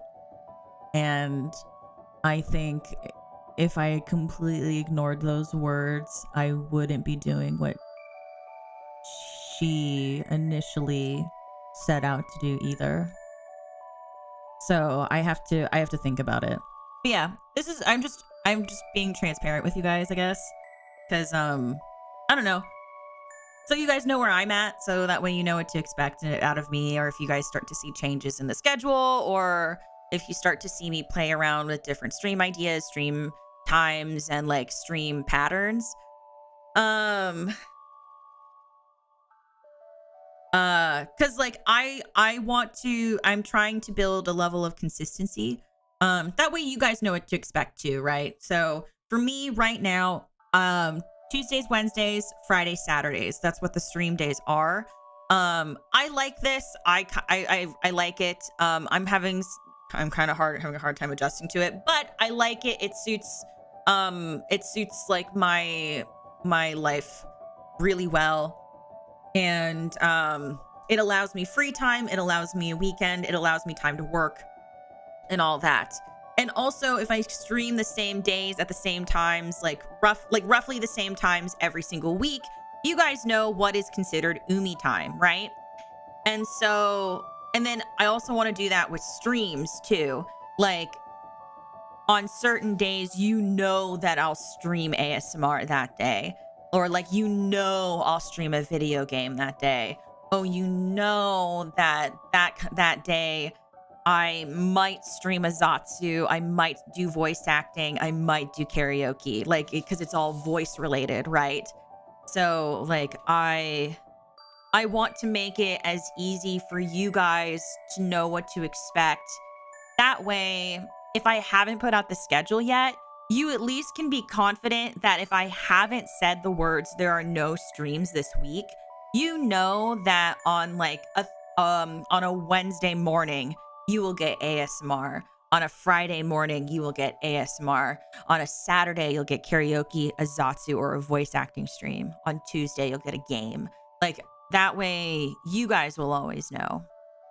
So, but trying to figure out what that pattern looks like. Because I don't know what that pattern's gonna look like. So. But anyway. Just a reminder, the 10K voice pack is out. All of the sales that go into that voice pack are all the will go into future merchandise. The next thing that I'm working on is Daki from one of my favorite artists. I want to get one from them so bad because their art is gorgeous. And then if you can't afford the digital pack, there is a wallpaper that if you click the link, it goes to the Google Drive. It is just free wallpapers of like, I guess like a different version of the wallpapers from the digital pack. So, I may not be here. I need to walk doggos. Have fun walking doggos. So, there's that. Also, the VLOL merch is still out. We just I just recently had a meeting about the orders for the keychains. I just want to say thank you guys so much because the amount that were sold for the keychains was insane. And so thank you very, very much. So those have recently been ordered from the vendor and they should be arriving sometime this month. I don't know when. And then I don't really know anything about shipping and stuff like that. So if you guys have any questions about shipping, feel free to reach out to VLOL and ask them or send them an email about any of the merch.